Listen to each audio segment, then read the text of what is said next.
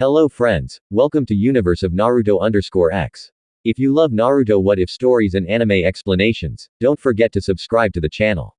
Now let's begin today's story. Night of October 10th, a disaster had befallen Konohagak. Unaware and unprepared, the village was attacked by the Beiju, known as the QB, known also as the Nine-Tailed Fox. While many shinobi and kunoichi were putting their lives on the line to defend their home, panic was spreading throughout the ranks as the absence of their leader, the Yandami Hokage. Meanwhile, in a chamber hidden away within the Hokage monument, Minato Namikaze was in the process of helping his wife with her delivery of their children. Minato was in a panic. Hearing the sound of his village being destroyed and feeling the QB's violent attacks throughout the chamber was worrying the young Kage. Weeks ago, Minato had delved into figuring out a way to subdue or destroy the Beiju without endangering his wife. From past reports that he had studied and reviewed, a gentry was most vulnerable when giving birth. Though in the end, Minato wasn't successful in finding a solution that he liked. Sealing the beast was the only solution that he had been able to come up with, though the price of sealing the beast was condemning himself and the beast to the Shinigami and his children to carrying such a terrible burden. However, fate had decided otherwise. You are lucky mortal. Contracting me using the Shikifujin requires that you forfeit your soul and by extension your life once the sealing is completed. However, removing you from this plane when your family still requires you, you who gave life to the one chosen. For this, I will pardon the requirement of taking your soul. But I will take something dear to not only you, but those who are precious to you as compensation. Do not forget this mortal, the Shinigami ominously said, sealing the soul, yin, and yang chakra of the QB into 3 of his 4 children, Narumi, Mito, and Menma, respectively. After the sealing and confrontation with the Shinigami was over, the threat of the QB averted. Konoha shifted its attention to treating those injured from the event and to rebuild what was lost. Scene change. Konoha Hospital. Everyone had better not be slacking. If I even think that you're not giving it your all, I'll drive you through the wall. Roared a beautiful blonde woman with her hair tied in 2 tails. That woman being one of the Densetsu no Sanin Tsunade Senju as she stormed into the hospital after checking on the Uzumaki Namikaze family. Glancing around and noticing the lack of attention directed at her due to the crazy atmosphere, Tsunade decided to ask her right-hand woman, assistant, and disciple, what's the situation looking like so far? Shizune roared, not seeing her anywhere. Asama the injured have been reduced by half thanks to the field staff dealing with situations outside of the hospital that weren't severe enough to warrant admission. From the number of patients and medics, I'd estimate that we're almost finished treating the ones who have been admitted, and I haven't seen more than 7 patients be admitted in the past hour. I think that most of the shinobi and villagers who were injured have been taken care of, replied a pretty yet exhausted woman with shoulder-length raven hair. Shazin's assistant and disciple. Releasing a relieved sigh, Tsunade voiced her relief with the now stable situation at hand. Phew, that's good. I had imagined that there would have been many more injured than that. Thank goodness. That means that all the injured are accounted for, meaning that the village got out in extremely good shape when you compare it to other villages who were attacked by Beiju. Also sharing a sigh of relief with her mentor, Shizune remembered the 2 who were in the middle of the attack. Sama, you said that all the injured were accounted for, right? What about Kusha-sama and Minato-sama? Shouted a worried Shizune, having momentarily forgotten about her village's leader and his wife. Relax, Shizune. They're safe. Minato had a rather severe case of chakra exhaustion, but he'll be alright knowing him. Kusha, other than the typical signs of giving birth, is completely fine. Even after having the QB forced out of her, she's still alive and is going to be fine. She'll be up and about in no more than 5 hours tops. I'll even make a bet that she will. Tsunade confidently replied, so confident that she offered to make a bet with Shihan on it, which given her alias as the legendary sucker was no small statement. The 2 shared a relieved and happy laugh as the danger that no more than 48 hours before had passed. That is until Tsunade had assumed that Shizune was also laughing at her extremely bad luck and chased her around the hospital wing. Her fist waving threateningly in the air while the other occupants and staff of the hospital laughed in good humor at the antics of the duo. Scene change. Suzuki Namikaze Estate. Minato. Are you sure that you're alright? You used the Shikifujin, but you didn't lose your soul like what was supposed to happen. A tall man with a spiky mane of white hair with red paint on his face worriedly asked his disciple. This man was Jiraiya, one of the Densetsu Noon and mentor to Minato. Sensei, I told you I'm fine. See, I can do everything without a problem. I need to go see Kushi-chan and my kids, so please stop worrying about me. Minato replied, creating his fabled Rasengan to emphasize his point to his mentor. With a sign, Jiraiya relented, patting his student on the shoulder. He congratulated him on his defeat of the cub and of the beginning of his family. I'm proud of you, Minato. You've come so far, even without my help. I couldn't have asked for a better student, Jiraiya said, pride evident in his voice as he walked with Minato towards the room created specifically for his children. Walking in quietly, they found what they were looking for. Kusha with her arms full with her know their children.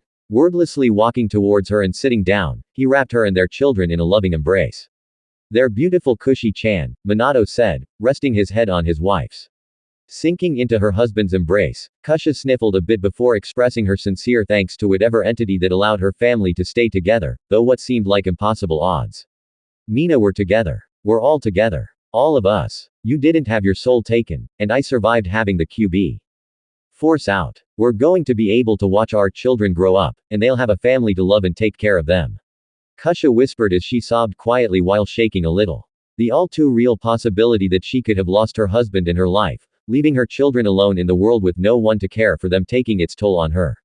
Nuzzling his wife and holding her closer, Minato reassured her that nothing would ever threaten to tear about their family again. All through the night, parents and children stayed together until sleep took them as the mental and emotional exhaustion that the two had accumulated had finally reached its peak. As the night continued on, the oldest born of the quadruplets woke quietly observing his surroundings, finally focusing his attention towards the ceiling as a voice make its way to his ears. Child, you can hear me, can you not? I am the one who allowed your father to survive his contract with me, the price of his soul replaced with something that will greatly affect you. As the oldest of four, the child of prophecy, and the child who will change the world, you will be without the love of the ones who should hold you close. That is the exchange that I had made in place of your father's soul. You who will be without love will be the one who will defy all obstacles which will stand before you. Do not fret, child, as you will forge a path that will change the world. And remember this, do not give in to the hate that will undoubtedly plague your heart in the future to come. A bone-chilling voice echoed within his mind. Completely unaware of his future, the child slowly looked around the room before returning to sleep, the echoes of that voice repeating quieter each time. In the private training ground of the Uzumaki Namikaze estate, 5 individuals were engaged with training. A boy with shaggy blonde hair with brilliant red-tinted tips with deep cerulean blue eyes standing at around 4 feet high. This was Menma Uzumaki Namikaze. 3rd born of the Uzumaki Namikaze family who was chasing around his father Minato as the two were laughing loudly. The other 2 children consisted of 2 girls of the same height of 4 feet giggling and chatting happily with their mother Kusha. 2nd born of the family was Mito Usuzuki Namikaze who had her mother's brilliant red hair that went to the mid of her back tied into a ponytail and her father's cerulean blue eyes. The other was the youngest of the Uzumaki Namikaze family, Narumi Uzuaki Namikaze, who had inherited her father's blonde hair that was tied in a twintails fashion with bangs similar to her father framing her face and her mother's violet-colored eyes. The scene now was a picturesque moment of a happy family spending time together, which would have been true if not for the pair of navy blue eyes watching his family partake in another activity without him. He was the oldest of the Uzumaki Namikaze children. He was Naruto Uzuaki Namikaze, having a darker shade of blonde and darker colored eyes than his family. After heaving a sigh, he returned to his room to finish his book, momentarily forgotten for the slim chance that he would be invited to play with his family. After reaching his room, he sat back down on the bed and continued where he left off. He drifted off to the world that the book offered for him. As he contemplated his interactions with his family over the years, it's not going to change.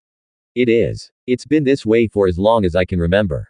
And I still don't know why they always leave me out when we do things. Kachchan and Tucson didn't used to be like this. They used to include me in things when I was younger. I just know it. Unknown to Naruto and his family was the contract that the Shinigami made all those years ago with Minato. Instead of his soul, he took away the feelings of love that Minato, Kusha, and those who were close to the Uzumaki Namikaze had for Nar, a twisted exchange that severed the bonds that he had with his parents and siblings, and by extension those associated with them. Though his parents did not neglect in terms of shelter, he had to learn to make his own meals and shop for clothes on his own. They did severely neglect him when it came to love. He was forgotten and rejected in favor of his more vocal siblings. Menma in particular ensured his parents pay no attention to himself by being more assertive and vocal with his demands, like when it came to where the family was to go eat and the like. This divide was not limited to Menma. Narumi and Mito both stayed a distance away from their older brother like he was an outsider. Even though in the past they used to play together like normal siblings. However, that ceased happening years ago as Narumi began to act similar to Menma and Mito closed him off from any form of contact with her. From the situations that he's been in up to this point, he didn't think like it would be ending anytime soon. Letting his head fall onto his pillow, Nar could only think about what his future would hold. He would rather be hated than completely ignored. But it seemed to the young boy that that was an impossibility. However, he would be starting his ninja training at the academy in the fall. So, for now, the future seemed brighter than it did in the past year. Time skipped 3 years later. Ka-chan Tu-san, can't we learn any cool jutsu yet? Menma complained as he was balancing a leaf on his forehead. Little success, his mind set on learning something cooler like his father's Rinnegan than something as boring. Improving his chakra control. Minani, you need to learn to focus more if you want to be a super cool ninja like Ka-chan and Tucson. Right, Tuan. Narumi half lectured her brother and half asked her father as she was participating in the same exercise that her brother and sister.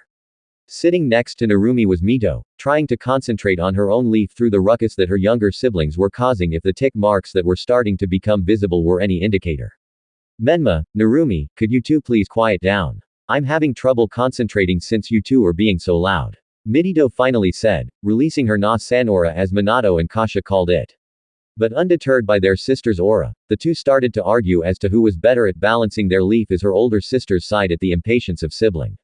Laughing with his wife, Minato reassured the three that they would be learning something new soon as they gain a better grip on their chakra control.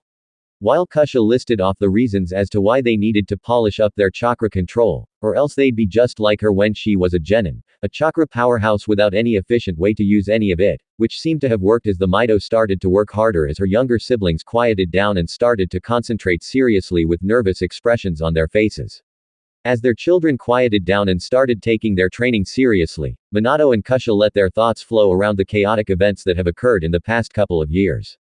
Kumo's failed kidnapping attempt on their family friend Hiyashi Hyuka's daughter, Hinata.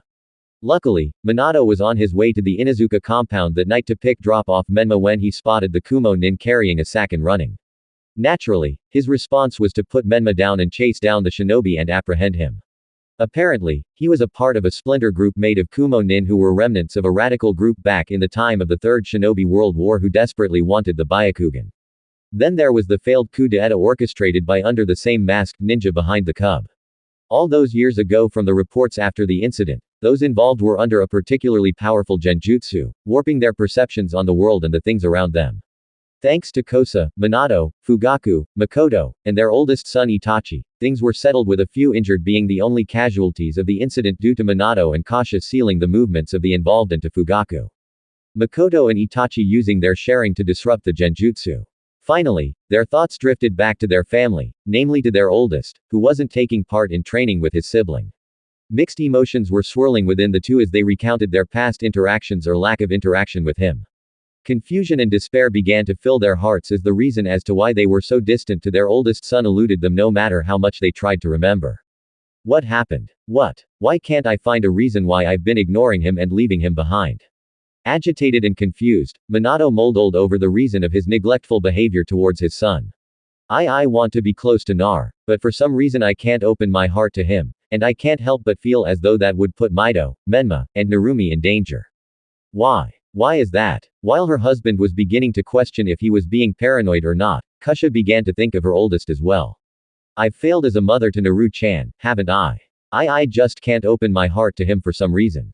Whenever I try to get back into his life, it feels like something dark and cold enters my heart and I end up chickening out. What happened? Kasha began to feel as if a curse was placed on her to never love her oldest son, which was closer to the truth than she knew. Though the truth wouldn't be known to her and her husband for a number of years. However, their thoughts were broken by a rather upset-looking Narumi. Tu-sanchin Minani is being mean and cheating. He said that his leaf was balanced and when I looked he blew mine off my hand. Then he said that he won because of that. Tearfully complained Narumi holding her leaf in one hand while flailing her other arm in a comical fashion as Menma quickly defended himself. I did not. Narumi is making things up again. Ka-chan. Ask Mito. She'll tell you that I didn't do any of that. Right, Mito. I did balance my leaf and when I told Narumi, the wind just happened to blow right at that moment and it was while I was telling her, so it looked like I blew her leaf off her hand, which I didn't do, Menma said in his defense, looking tearfully at his older sister for her support in his claim. However, that was not to be this time around. Tu-san Menma did it. You know how he gets when he's in a contest. He'll do anything to win. Narumi was almost able to balance her leaf when Menma did that so he could win. Mito said, petting her sister on her head as Menma dropped his indefinite embarrassment. Defeat because he knew he had lost the argument and embarrassment because he knew he would be getting a lecture from his father and mother. Sighing to themselves, Kasha and Minato looked at each other before bursting out into laughter at the antics of their children. Seeing their parents laughing, Mito, Menma, and Narumi couldn't help but start laughing and giggling along with them. Though they were laughing together at the moment, Minato and Kasha couldn't help but feel guilty that there was a member of their family that had been forgotten and neglected. Scene change. Unknown forest, unknown location. On the other side of the village, there was a boy no older than 10 years old working on his own exercises under the supervision of an individual who looked no older than 20 years old. Ha. How was that, sensei? Asked the boy, wiping the sweat on his forehead off with a towel handed to him by his sensei. Well, what can I say? You're doing great, Nar. However, you're still stiff in some of your movements. You know that to use my style of taijutsu, you need to have power, fluidity, and speed.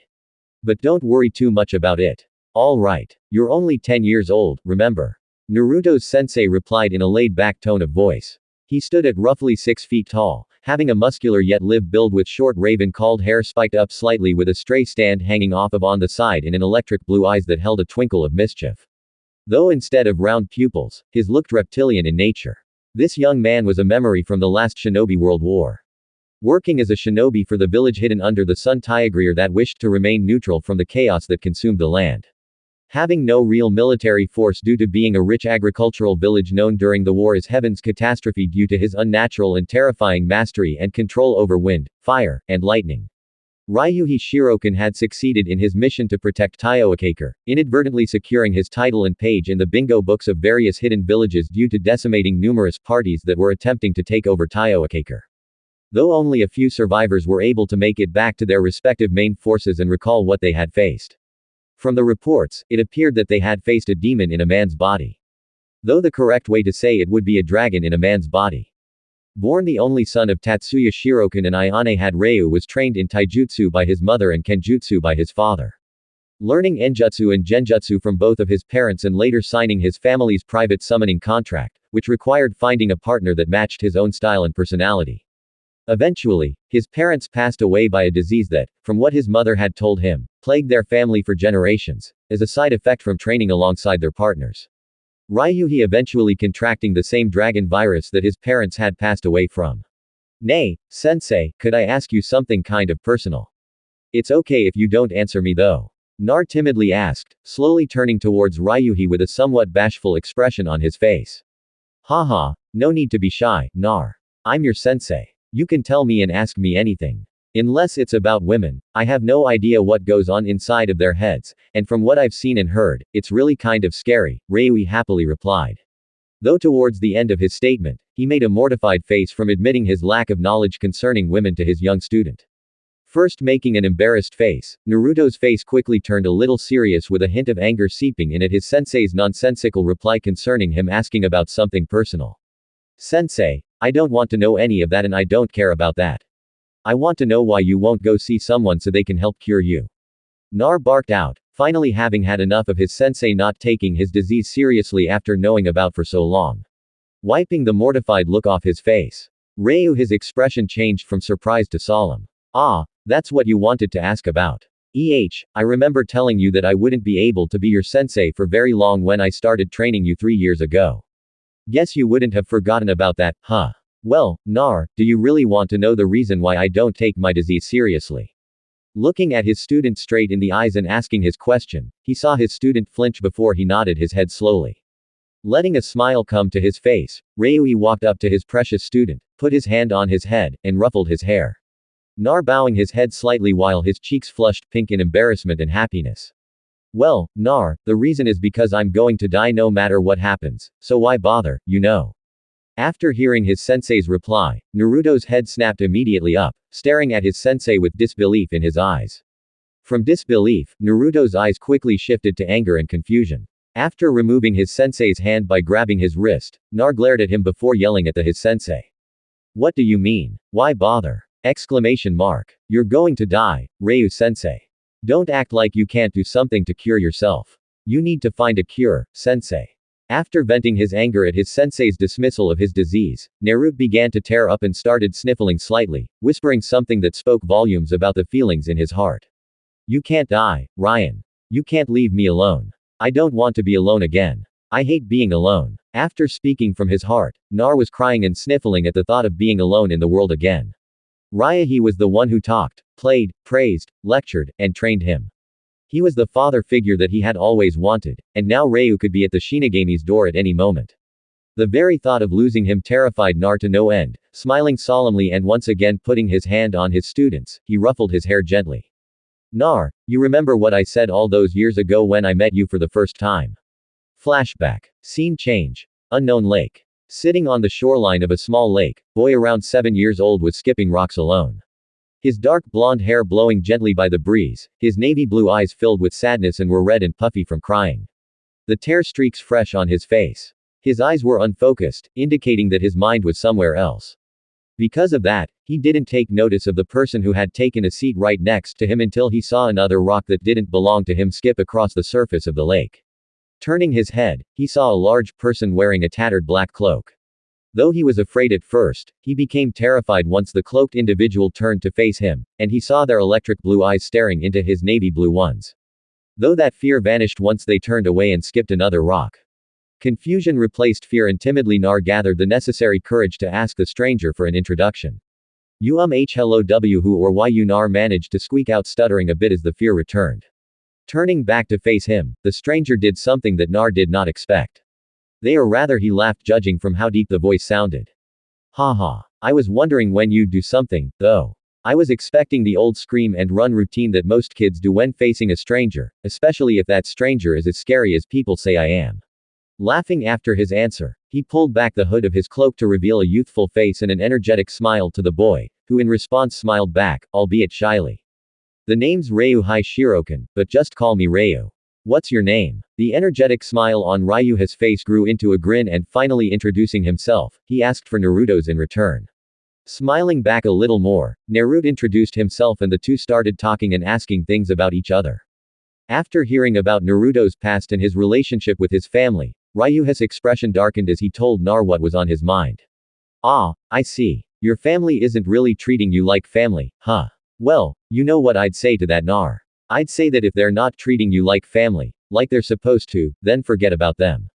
Ryuhi angrily said, rage burning in his eyes. Naturally, Naruto was taken by and frightened by his expression. From a nice and fun person to a person with a scary look in his eyes, Ryuha's drastic 180 caused Naruto to flinch slightly, but he still managed to stutter out a reply.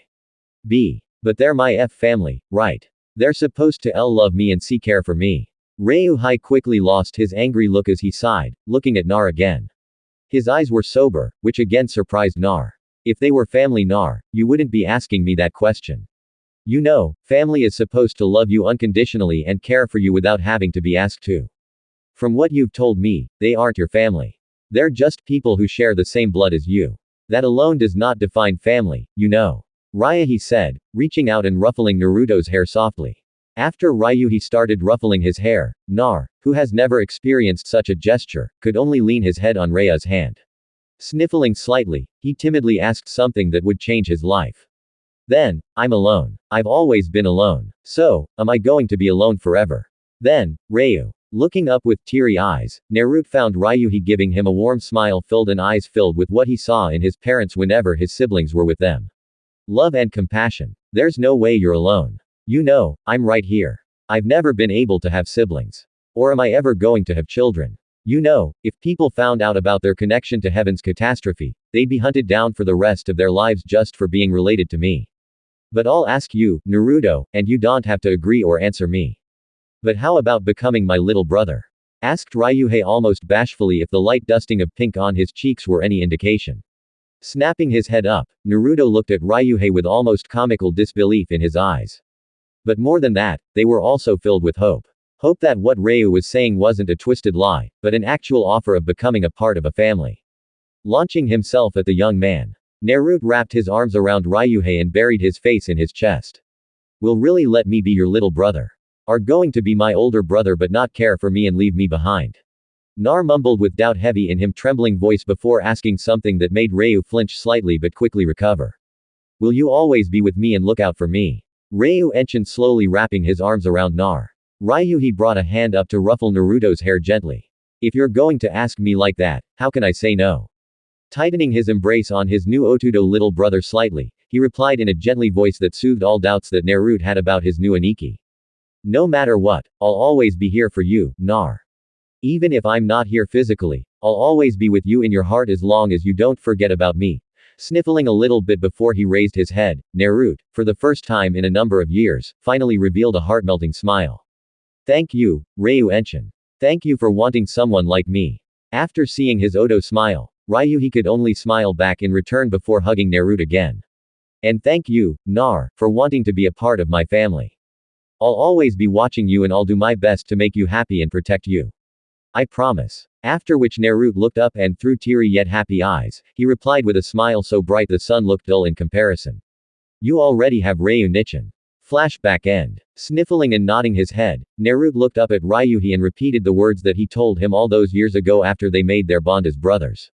You said that you'll always be watching over me and that you'll always try to protect and make me happy. After repeating his older brother's words, Nar received another round of head ruffling from Ryuhei.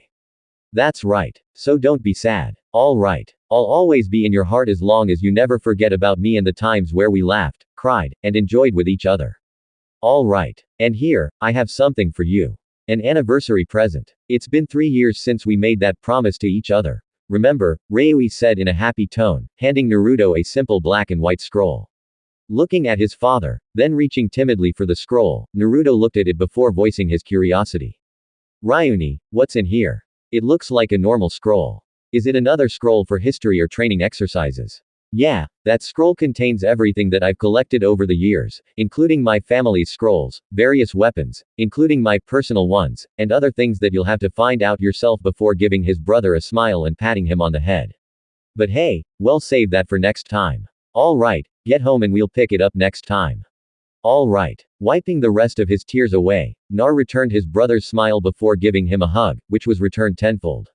As he headed home for the night, Naruto felt something inside of his heart nagging at him to stay with his brother no matter what he said. But he figured it was because of the talk they had earlier. His brother would never leave him, especially after the talk of him possibly dying. Right. The next day, Ryuhi never showed up. Within the void of the spiritual plane, two beings of immeasurable power were discussing a topic brought up after 10 years of waiting. The first resembled a tall, fit, sickly-looking yet handsome man with snow-white hair. In contrast to his appearance from 10 years ago, he bore more resemblance to a human than the deity that most see him as. This being was known as Shinigami, the one who reigns over those who have died, leading them towards their respective paths in the afterlife. The second was a beautiful curvaceous woman with long hair as black as the night sky. She was known as the goddess of creation and life, resembling what most would think the giver of life would look like. In contrast to their status as deities, they were acting rather human when comparing what they were doing now to what their godly duties were. Shinigami was prostrating in front of his younger sister, Amoudo, while crying comically as he begged for mercy. Standing tall in front of him with her foot tapping and eyebrow twitching in irritation was a very, very angry Kami. Shinigami swore he could see himself behind her with pitying eyes directed towards himself as he would definitely be going to the after she was done with him. Well, what do you have to say for yourself? Aniki Kami spoke in a syrup-sweet singong tone of voice, a demonic smile on her face with her eyes closed, her brows still twitching in irritation. After hearing about his master plan to remove the child of prophecy from earthly attachments in order to prevent one side from gaining the upper hand due to winning over his heart. However, he removed the attachments that were supposed to reside within her jurisdiction. He dealt with those who were dead and needed to pass over to the after, not those who were still living. I'm sorry, Kami-chan. I was just trying to ensure that the state of the physical world stayed in balance. I wasn't thinking straight. Having to deal with souls and the birth of the child of prophecy was stressful, and I didn't want to have to deal with more souls later on if one side gained the advantage.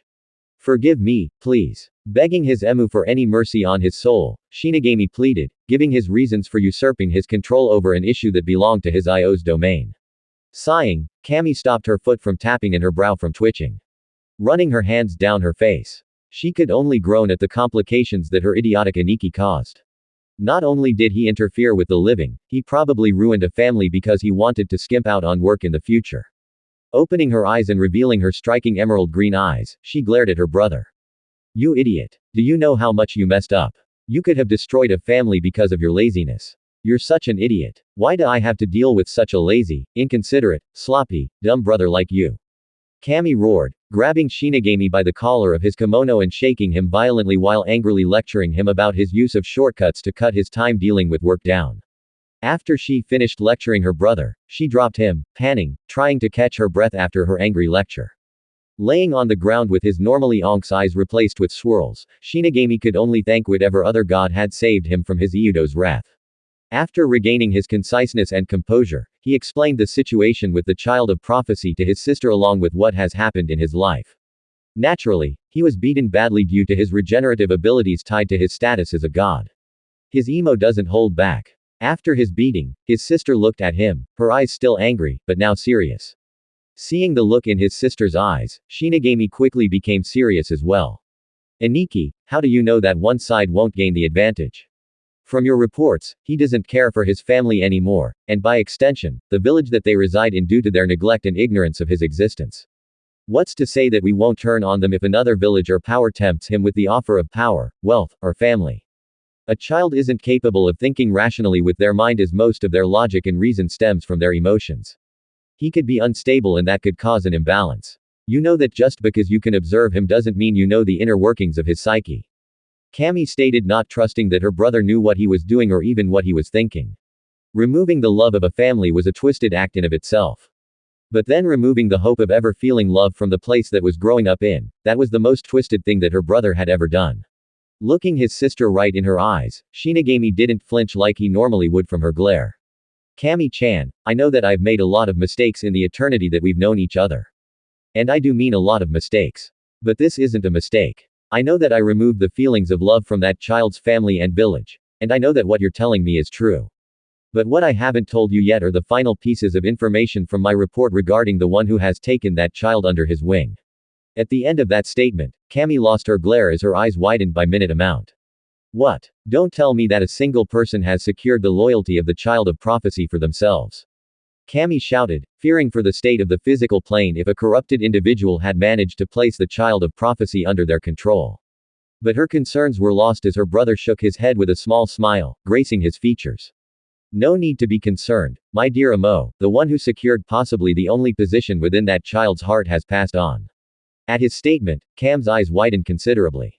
Concern and fear evident in her voice, Kami couldn't help but shout her question at her brother. Don't tell me that he's unstable now. There's no way that a child would remain sane having the only source of love ripped from them. But again, she was met with the same smile as before.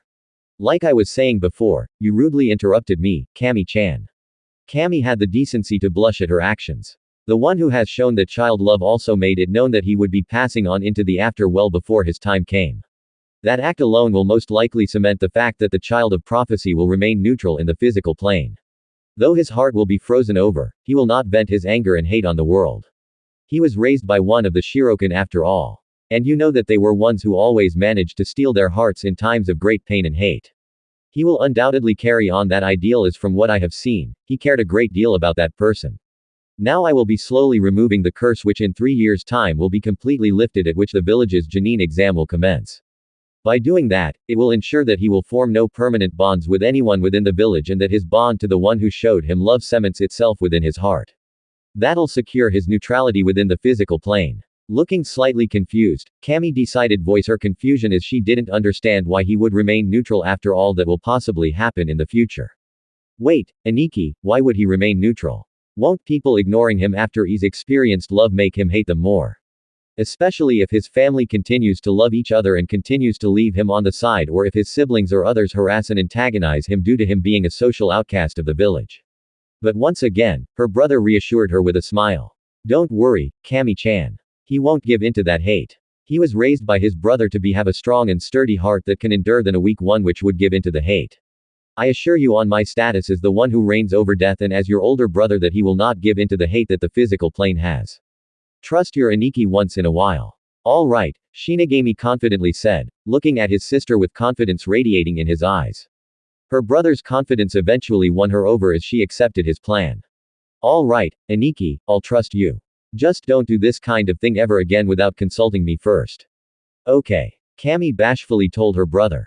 Chuckling, he wrapped his arm around his sister's neck and pulled her in, ruffling her hair as Cammy turning bright red with the sudden show of affection.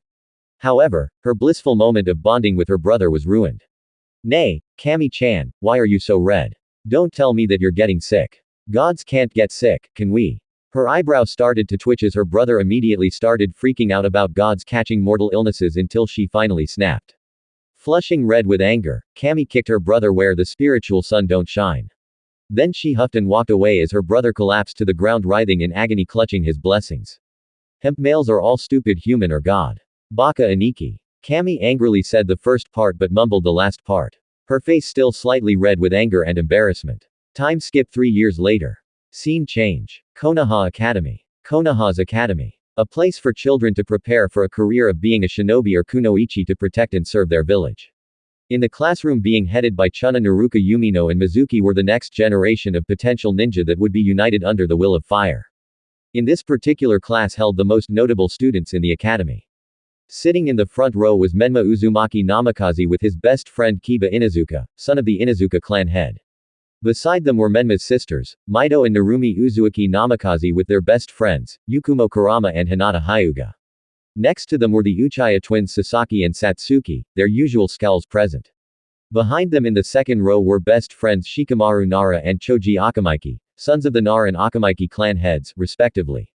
Next to them Sadino Yamanaka, daughter of the Yamanaka clan, and Sakura Haruno, the daughter of a renowned civilian family, best friends and rivals in love for the affection of two most popular boys in the class. Finally, in the last row of the room sat the quietest individuals of the class, Shino Arame, son of the Arame clan head. An aisle next to Shino sat Sai, a quiet and artistic individual with no known family.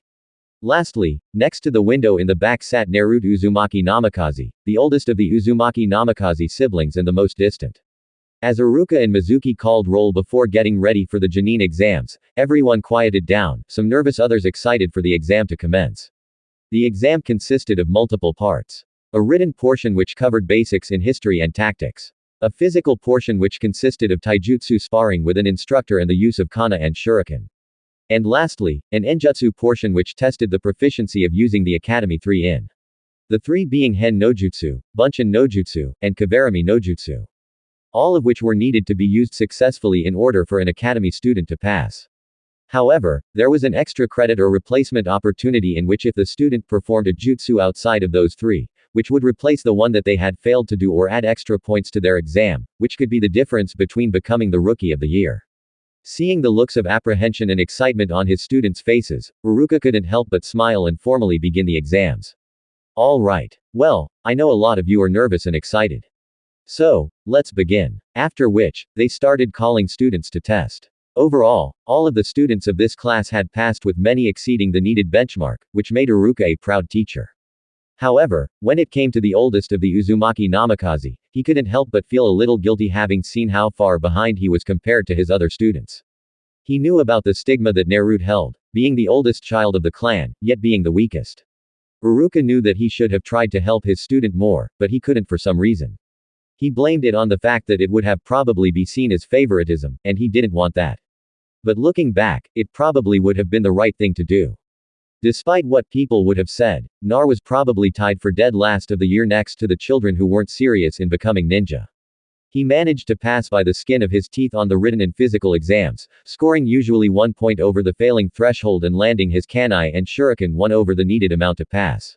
Something about those results seemed strange to Iruka, but he brushed it off as mere coincidence. Snapping back to the present, Iruka found himself staring into the navy blue eyes of the very student he was thinking about. No matter how many times he saw it, the lack of life that should be in a student's, no child's eyes were non-existent in his. Naruto's eyes were dull and didn't hold the twinkle or spark that other kids his age had. Rather, his eyes looked like they were neutral to the world. But he quickly regained his focus and proceeded with the exam. Smiling widely, Iruka handed Naro his headband with a congratulation in hand. Congratulations, Nar, I know that you'll succeed out in the field. However, instead of a smile or hug, he got a blank stare, a small bow, and a quiet thank you before his student left the academy for home. I feel like you're going to become a great shinobi, Nar. I'm sorry that I couldn't support you through your schooling here, but I'll definitely try and help you out there. Looking at the retreating form of his student, Ororuka expressed his final thoughts before calling the next person in line for the test. Scene change outside the academy. After receiving his headband, Naruto put it into his pocket before he started on his way home. The last few years since his Aniki had passed were difficult. Not from the treatment that he received from the people around his village, but from the scroll that he received from him. Looking back, when he was coping with Ryuha's death, he was acting like a spoiled brat who had their favorite toy taken away, angrily lashing out at anyone and hating the world for taking away the one person who cared for him in the world. But that all changed once he actually looked inside of the scroll that his brother had left him. Flashbacks start 2.5 years ago. Huddled on the same shoreline that him and his brother were on when they first met, Naruto still couldn't get over the fact that his brother was gone, even after half a year of grieving. Why? Why do I always have to have something taken away from me? First, it was my family's love, and now Ryan, why? Why? Why? Nar was growing progressively more angry and hateful at this world who took away the only person who cared for him and was about to do something regrettable. That was until a scroll fell out of his backpack. As he stood up, looking down, he immediately recognized it as the last gift he had gotten from both his brother and anyone in the past few years. He had forgotten about it, having never opened it after figuring out that he'd never see his brother again. Holding the scroll carefully, it unraveled it and saw a seal. Recognizing it as a simple storage seal, it released whatever was inside, which was a note. Reading it over, Naruto started to tear up, tightening his grip slightly and by extension crumpling the note a little. Nar, if you're reading this, then you probably know that I'm not going to be with you any longer. I'm sorry. I'm so sorry, Naruto. I'm sorry that I won't get to see you graduate the academy.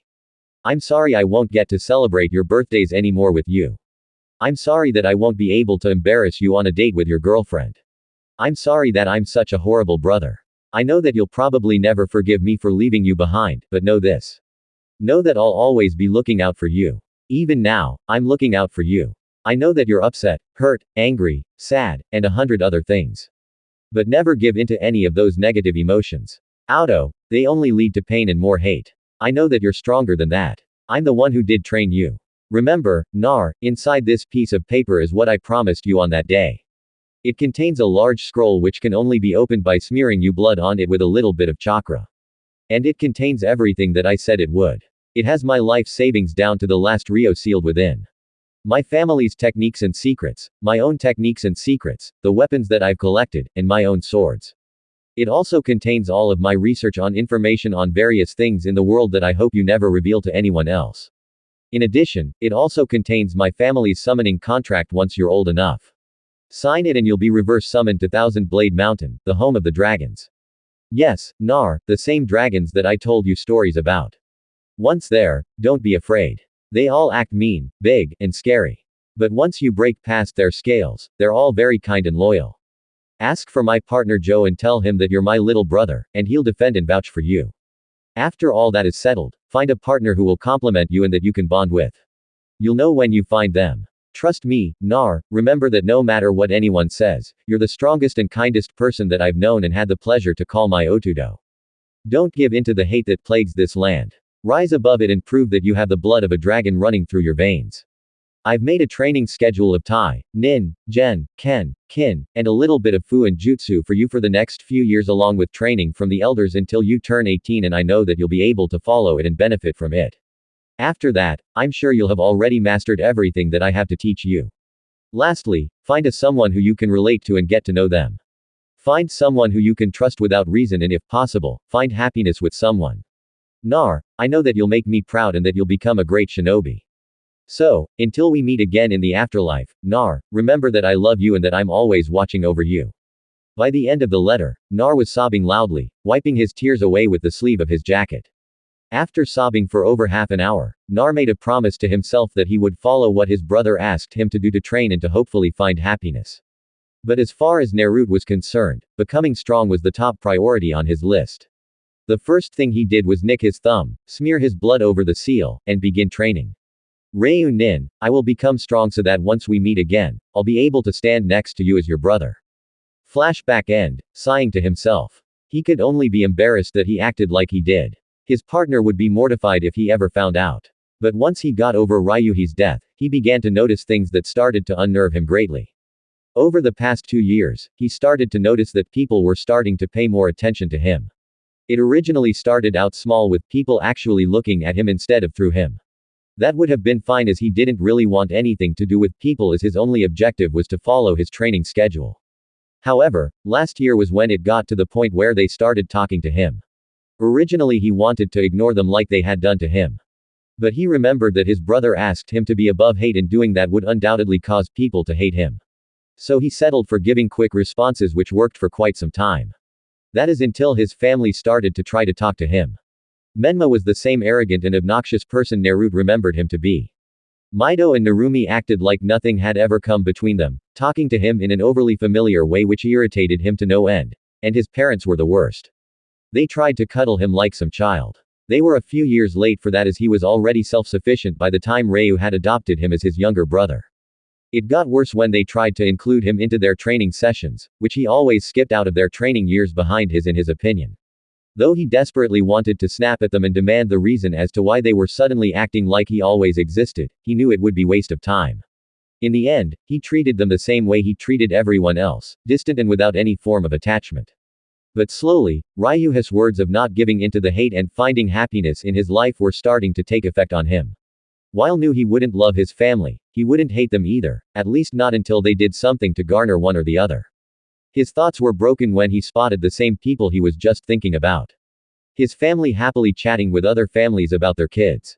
Closing his eyes and ignoring the happenings around him, he just carried on his way home. That is until someone put their hand on his shoulder. He didn't even need to open his eyes to know that it belonged to his father, Minato.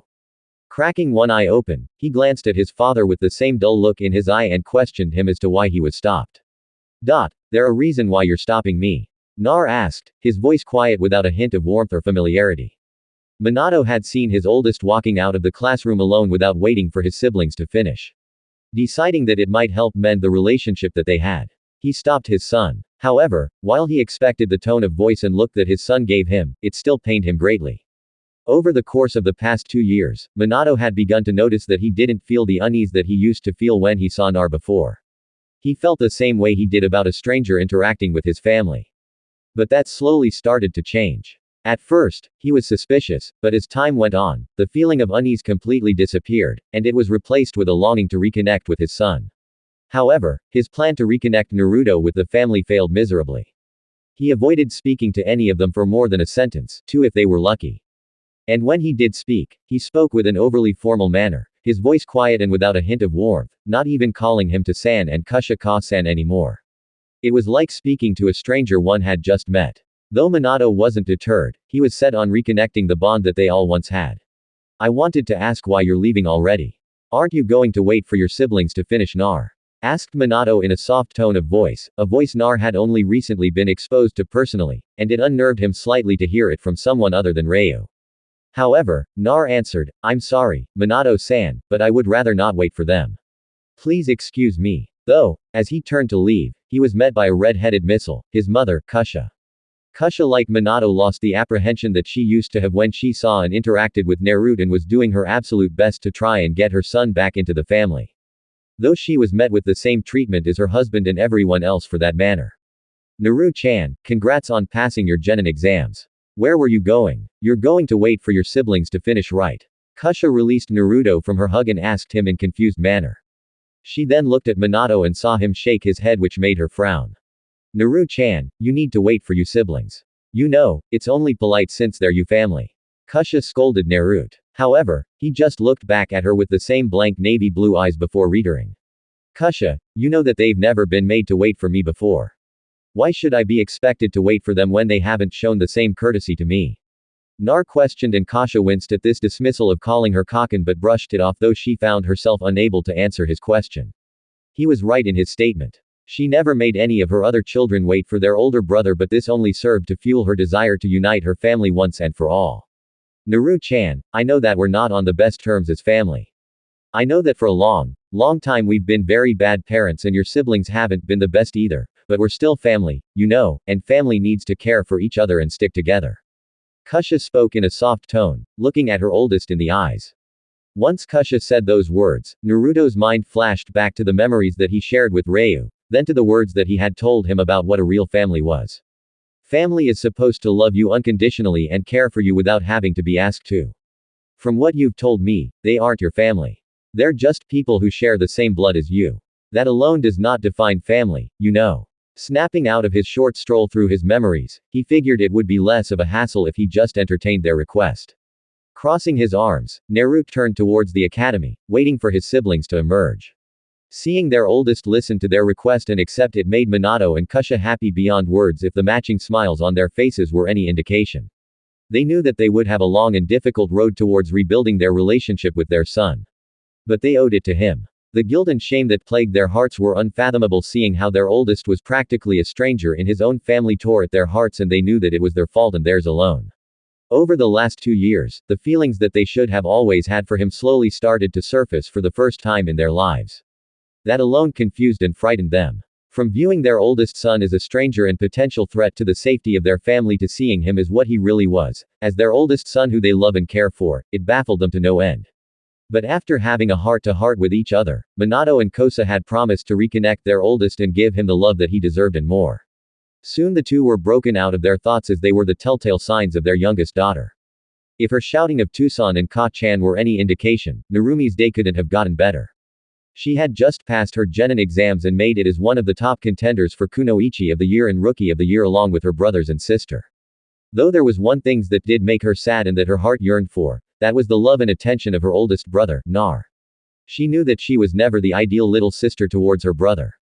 Ever since she could remember, she felt afraid of him. When they were growing up, she could remember that whenever she would try and ask him to play with her or talk to him, there would be a feeling of fear that would overtake her heart and cause her to stop. It only got worse as she grew up.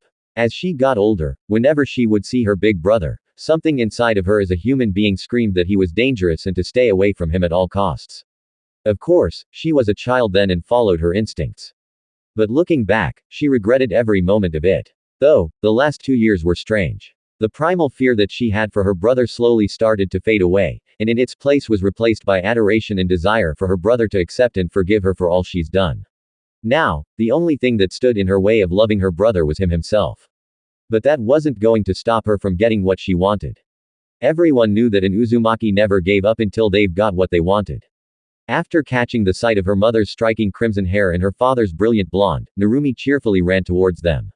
Happiness and excitement filling her heart, she was about to launch herself at them until she caught sight of a slightly darker shade of blonde next to them. It was her brother Nar. Her brother was waiting for her. He was really waiting for her. Did he finally forgive her? A light dusting of pink colored her cheeks as she changed the trajectory of her hug and instead of her parents, launched herself at her brother. Narumi. Narumi squealed happily and with affection as she met her target, wrapping her brother in a hug. Narumi, did you wait for me? Did you really? I hope you didn't wait too long. I'm sorry if you did. I really am. Narumi fired off questions as to how long her brother had waited and if he did it especially for her. To say Nar was uncomfortable would be putting it lightly. While he did expect to be greeted by his exuberant younger sister, he wasn't prepared to be glamped by her.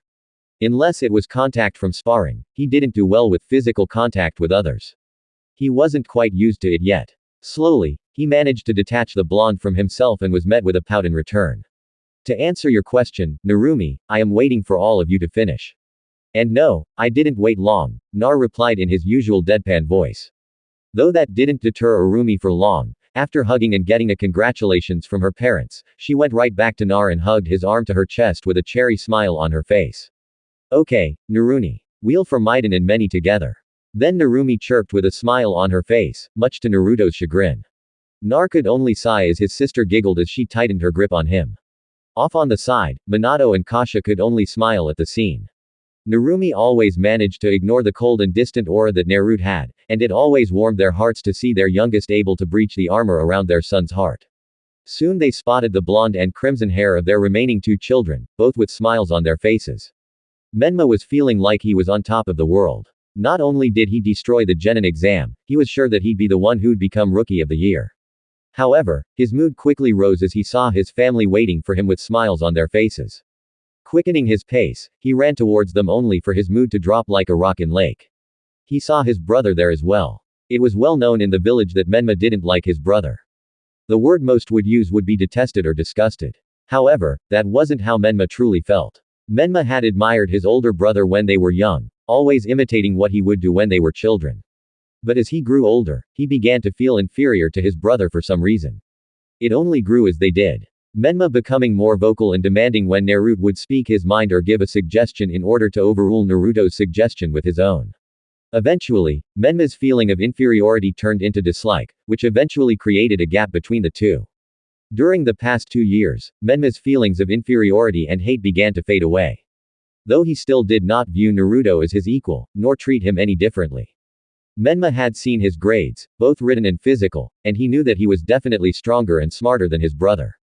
Menma wouldn't be apologizing to his older brother anytime soon. Not until Naruto is able to stand as his equal. Though in a small part of Menma's heart, he honestly did want to become close to his brother again so that they would be able to do things that only brothers are be able to do, like talk about which girl is the cutest, pulling pranks together, and especially train together. But being as prideful as he was, Menma wouldn't be admitting that anytime soon.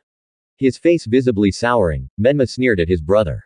"What the heck are you doing here, loser? Shouldn't you still be begging sensei to let you pass?" Menma spat out, his eyes narrowed.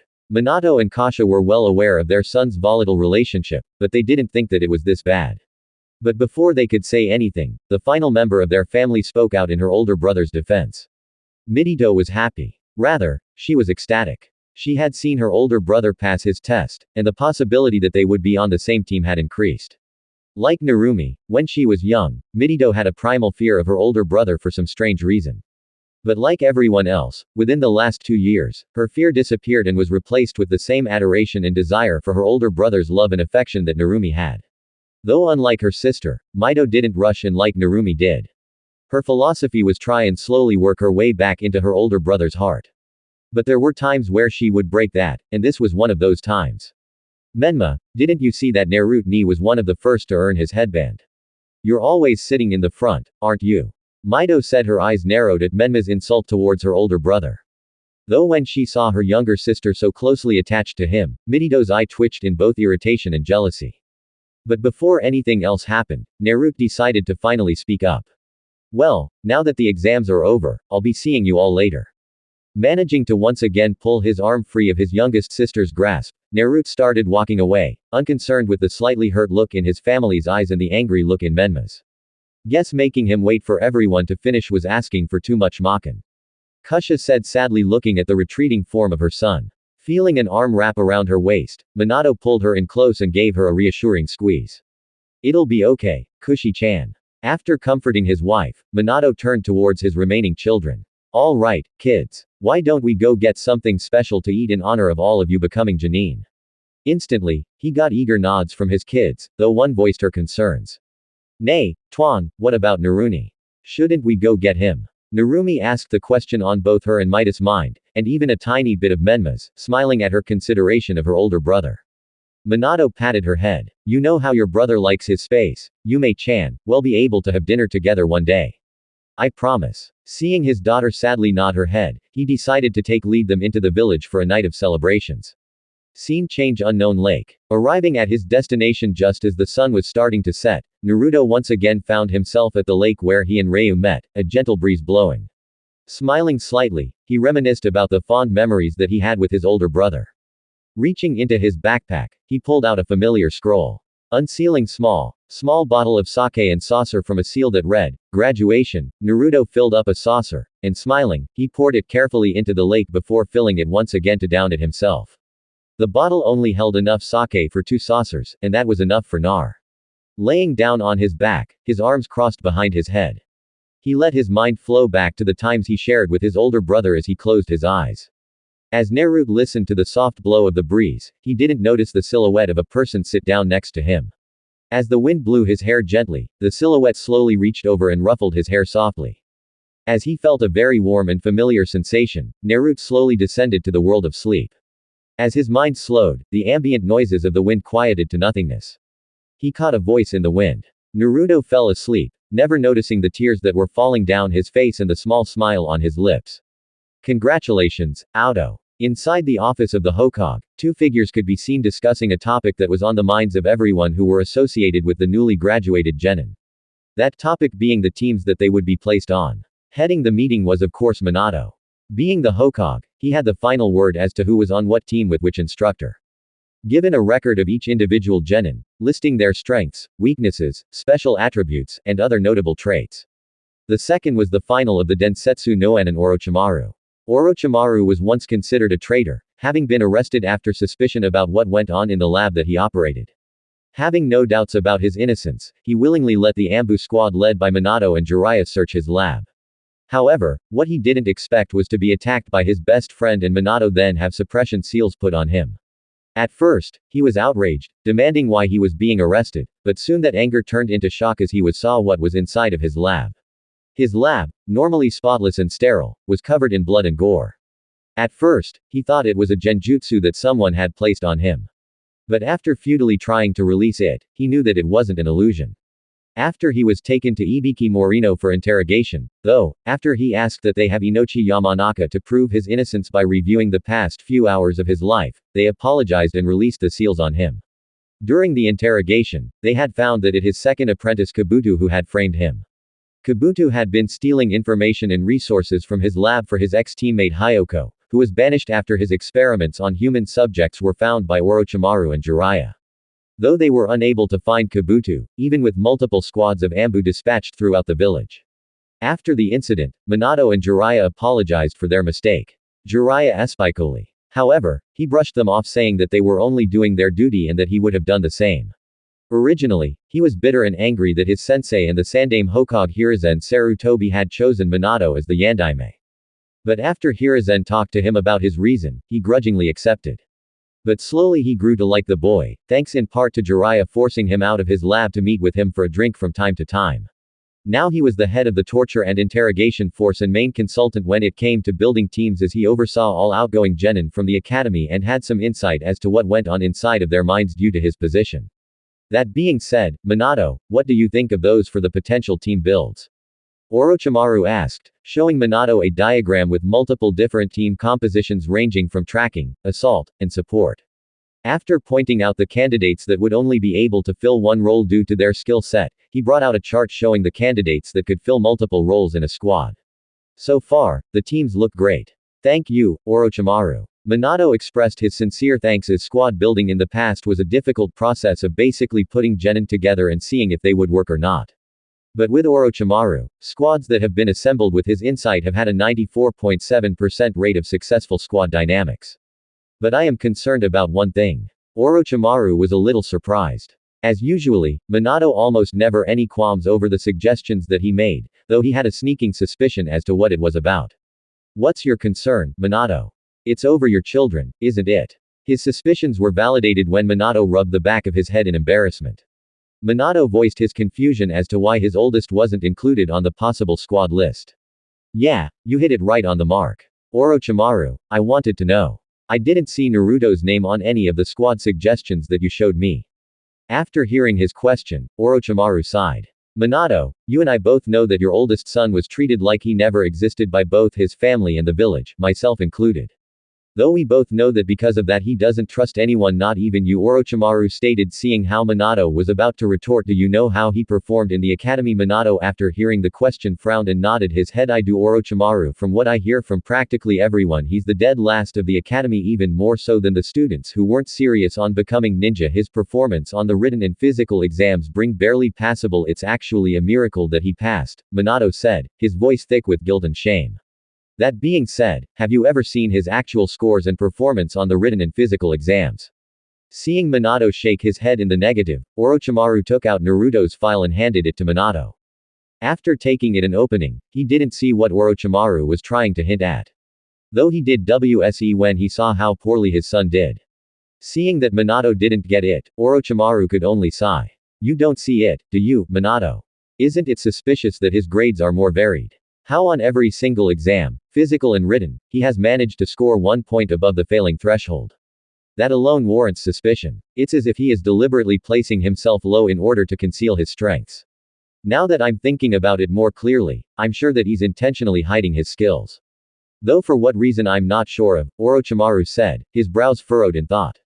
Minato just couldn't wrap his mind around why his oldest would intentionally hide his skill if he was as skilled as Orochimaru was making him out to be. But why hide his skills? If he has the skill, why doesn't he show them to everyone? It sounds as if you're making him out to be a prodigy. If he was, he'd be the talk of the village. That's why I didn't place him with any of squads that I made. Minato, I don't want you to take this the wrong way, but my personal assessment of him is that he's a potential flight risk. He trusts no one in the village and because of that has no loyalty or love for it either. As soon as Orochimaru finished his assessment, he was met with an angry and accusatory glare from Minato. What are you implying, Orochimaru? Are you saying that my son is a potential threat to his squadmates and sensei and a threat to the village? Minato wasn't happy that Orochimaru thought of his son as a threat to the safety of his ninja and village. He knew that his son wasn't treated the best, but he wouldn't turn on the village. Would he? Seeing that Minato was feeling conflicted on this matter, Orochimaru relented. Minato, I'll assign Naruto to a squad on the condition that my apprentice be his sensei. Not only because I trust her and you trust me, but she's one of the only people in the village that would be able to assess his mental state from observation alone. The only others being myself, Jiraiya, Tsunade, Ibiki, and Shizune. But I don't think that they should be removed from their posts for one genin, even if that genin is possibly unstable in your son. Minato thought about the situation deeply. On one hand, he wanted to trust his instincts that his son wasn't a threat. But considering that Orochimaru said about him trusting no one was undoubtedly true, eventually he had to place his village over his son as much as it pained him to do so. Alright, Orochimaru, let's go with your plan. I'll trust that Anko won't be too Anko, right? Seeing Orochimaru's wry smile in return, he could only hope that his son doesn't get pushed to the edge by his sensei. Well, now that we have that settled, let's rebuild the squads, then starting with the ones who have the most flexibility in regards to possible positions. As he brought out a rooster and proceeded to highlight and circle prime individuals, scene change, Naruto's training ground. Back in the area that he and Ryu had first met, Naruto was going over his plan for the future. Having become a genin, he had also become an adult in the world. His first order of business was to move out of the compound that his family lived in and find his own place to call home. The second regarded a much more serious topic, the being the dead last facade that he had built up over the past 4 years. It had worked as he intended in getting people to underestimate him, even if he was the son of the Hokage. But the problem now lied in whether or not he actually started to act seriously. Making such a large jump in skill would definitely raise alarms with everyone that knew him, especially his family. But considering no one ever paid attention to him, he could just write it off as him not trying because it wouldn't be worth the effort. That seemed like a plausible yet paper-thin excuse, but it do. He didn't need to explain his reasons to anyone. The final topic was one that was a bit touchy, but he needed to get over it. Now that he would be moving out and he was an adult, he needed to get over the fact the village basically erased his existence from it. While he wasn't going to betray the village or curse it, he wouldn't love it. It had be just a place where he ate, slept, and worked for. The same would be applied to the people of the village. He'd act professionally with his teammates, his sensei, the merchants, villagers, other ninja, and his family. He wasn't going to let anywhere near his heart ever again. He'd pardon their past transgressions, but that would be it. His plan set, he headed towards his soon-to-be XH home. Time skip. 1 week later, scene change. Konoha Academy, Uruka's classroom. Seeing the uncontained energy and excitement of his students, Uruka could only smile at them until they were ignoring the fact that the bell had rung. All right, everyone, sit down and quiet. Implementing his village-renowned Kyoto no Jutsu. His students immediately quieted down and finally focused their attention to him. Good. Now that I have your attention, I'll be naming the squads that the Hokage has assigned you to. Starting with the students with limited skill sets, the squad list slowly approached the rounded genin. Team 7 will consist of Menma, Maido, and Narumi Uzumaki Namikaze. Your sensei Kakashi Hideki. At that moment, many groans and complaints rang out about the newly dubbed strongest team, Team Hogue's kids. Most were about the loss of their crush to be on their team. Though the genin involved only let their heads pound the desk, the unfortunate luck of having to stick with and deal with their siblings, even when out on missions, and of having to deal with their perverted and habitually late older brother figure. After quieting down the class once more, Uruka continued. Team 8 will consist of Hinata Hyuga, Kiba Inuzuka, and Shino Arame. Your sensei, Kurane, Yuhi. Team 9 is still active. Team 10 will consist of Enino Yamanaka, Shikamaru, Nara, and Choji Yakamaiki, your sensei, Asuma, Sarobi. At that, Ino practically broke the desk she was at when her head slammed onto it. Crying about how she was put on the worst possible team. While behind her, Shikamaru muttered a quiet menus. His eye twitching slightly at the rude behavior of his student. Uruka could only sigh before continuing. Team 11 will consist of Sasuke Uchiha, Sakura Haruno, and Sire Sensei Gen Mashiranui. Though he was once again interrupted when Sakura rose out of her seat and flashed a victory sign at Ino, claiming that the power of love prevails over all obstacles as Sasaki let his head drop. For the final time, Uraruka could only drop his head at his students' behavior before calling out the final team.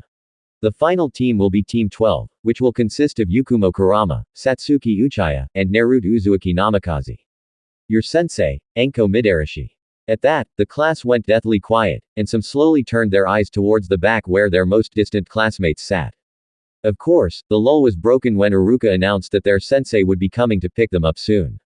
As soon as that statement left his mouth, Kurana arrived to pick up her team. Following her were Asuma and Genma. Left in the room were Team 7 and 12. Team 7 already knowing that they had a long wait ahead of them. After half an hour, the window flew open, followed by a kunai attached to a banner that read, "The great Anko Midarashi has arrived."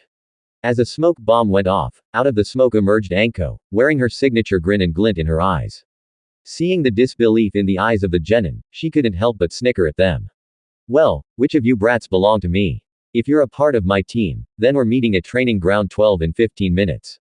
Don't be late, or I'll hunt you down. On second thought, please be late. It'll make things more fun for me. Yan. After saying her part, she jumped out the window. After processing what just happened, Naruto let out a sigh as he stood up and walked out the door towards the training ground. Seeing their teammate leave, Satsuki and Yukumo followed him out the door, leaving Team 7 behind. Scene change. Training ground 12. Arriving with 3 minutes left to spare, Naruto, Satsuki, and Yukumo stood awkwardly as they waited for their sensei to arrive. But they didn't have to wait long as a pouting Anko dropped from the tree that they were standing under. You brocks are no fun at all. It would have been more interesting and fun if I had to find and drag you here. But oh well, why don't we get to know each other? Anko happily said, but instead of a quick response, she got blank stares. But that was quickly broken when Yukumo raised her hand to ask a question. Anko-sensei, could you begin? I don't think that we know the proper way to introduce ourselves. Yukumo asked, unsure on how to break the ice with her new team. But her concerns were eliminated as her sensei gave a grin and started things off. Well, I'm Enko Midarashi, as you all know. My likes are snakes, Orochimaru-sensei, my best friend, Kurana, Dango, poison, sharp things, and reading. My hate perverts, rapists, people who act like they're superior to others, bad Dango, and a boring book. My hobbies are working at the TNI division, and hanging out with my friends. And my goal is to one day surpass Orochimaru-sensei as his apprentice. Now that I'm done, why don't you go next since you asked? After her introduction, Enko turned towards Yukumo and decided that she was the next one to introduce herself. I'm Yukumo Kurama. Nice to meet all of you. My likes are reading, training with my tutor, Kurana-sensei, reading, mochi, and being with my family. I also hate perverts, rapists, people who mock others for stupid reasons or reasons outside of their control, and people who look down on genjutsu users. My hobbies are cooking, gardening, flower arranging, and training. My goal is to repay Minato and Kasha-sama for sealing off the Edo and giving me back my life and to surpass Kurana-sensei as a genjutsu master. Yukumo stated with a small fire burning in her eyes towards the end. After her introduction, Enko pointed towards the scowling Satsuki. Nice to meet you, Yukumo-chan. So, you're the one that Enshin always talks about, huh? Why don't you go next, Miss Sunshine? As Yukumo blushed slightly, Satsuki growled at Enko and received a grin in return. I'm Satsuki Uchiha. My likes are training, reading, cooking, and gardening. I hate perverts, rapists, weaklings, useless people, and people who break their promises. My hobbies are pretty much the same as my likes. And my goal is to surpass my brother Itachi as a ninja and my mother as a woman. Satsuki said in her usual snarky tone, though it turned surprisingly bashful when she mentioned surpassing her mother as a woman. Smirking at the Herko finally pointed to the only male member of the squad and gestured him to begin. All right. Well, the ladies are done, so why don't you introduce yourself, Blondie? Half expecting a twitching of the eyebrows or a glare, Enko was a little surprised when all she received was a blank stare from Naruto. My name is Naruto Uzumaki Namikaze. I don't have many likes, though one is ramen. I don't have many dislikes either, though most of them are shared between us like perverts and rapists. My hobby is training. As for my goal is to make someone proud of me. Introducing himself in his usual deadpan, Naruto finished his introduction. Though his goal caused quite a stir within his squad, all of them knew that he had no bonds to speak of. So, this person he wanted to make proud had to have been someone special. And who would that be? Blondie. Very curious, Anko asked the obvious question. However, she was met with his patented blank stare once more, followed by, "It doesn't concern you." Which irked her a lot. But instead of acting on it now, she decided it was a good time to let her genin know about the test that they would be given. Well, now that most of us have introduced ourselves, she shot Naruto a look. You're still not truly genin of the leaf yet. You all still have one more test that you need to get through before you're field ready. So, tomorrow, meet back here at 10 a.m. sharp and don't eat any breakfast. I promise you that you'll just see it again within the hour. With that, Anko disappeared in a swirl of leaves using the Shunshin no Jutsu. After their sensei left, Satsuki and Yukumo gave each other a glance. They weren't on the best terms, but weren't on the worst either. Most of this stemmed from Satsuki and Midito's rivalry, Yukumo somehow getting caught in the middle. However, they were on a team now, so it was in their best interest to get along. At least, that was Yukumo's train of thought. Satsuki, I know that we're not best friends or friends at all, so why don't we start now since we're on a team now? Yukumo asked, hoping that she'd accept her offer of friendship. Satsuki really wanted to just leave and go home to train or cook or do something other than get along with Midito's friends, but she knew that she'd get an earful from her parents and older brother if she didn't at least try to get to know her. So, she just sighed and accepted. Sure, whatever. Just don't try and be all chummy with me. We're not friends, just teammates. And don't tell Midito either. I'd rather not hear her complain about how I'm stealing her best friend. Nodding to Satsuki, they two began to head towards the center of the village. But before they left the training ground, they froze. Remembering that they had one more teammate, they turned around to see that he was already walking away reading a scroll. Looking at each other, they didn't know what they should do. Though they settled on trying to invite him, considering how that was the most that they've heard him talk, so they assumed that it would be alright to ask. Nar, do you want to come get dinner with us? We might as well, considering we're all on a team now, so we should try to get along. Yukumo asked as they managed to catch up to the blonde. However, she was met with silence as he was too engrossed in his scroll to notice her and Satsuki. While Yakumo was a little amused, having had moments where she also tuned out the world when reading, Satsuki didn't take being ignored too kindly. Growling while she stomped towards him, she grabbed his shoulder and forced him to stop.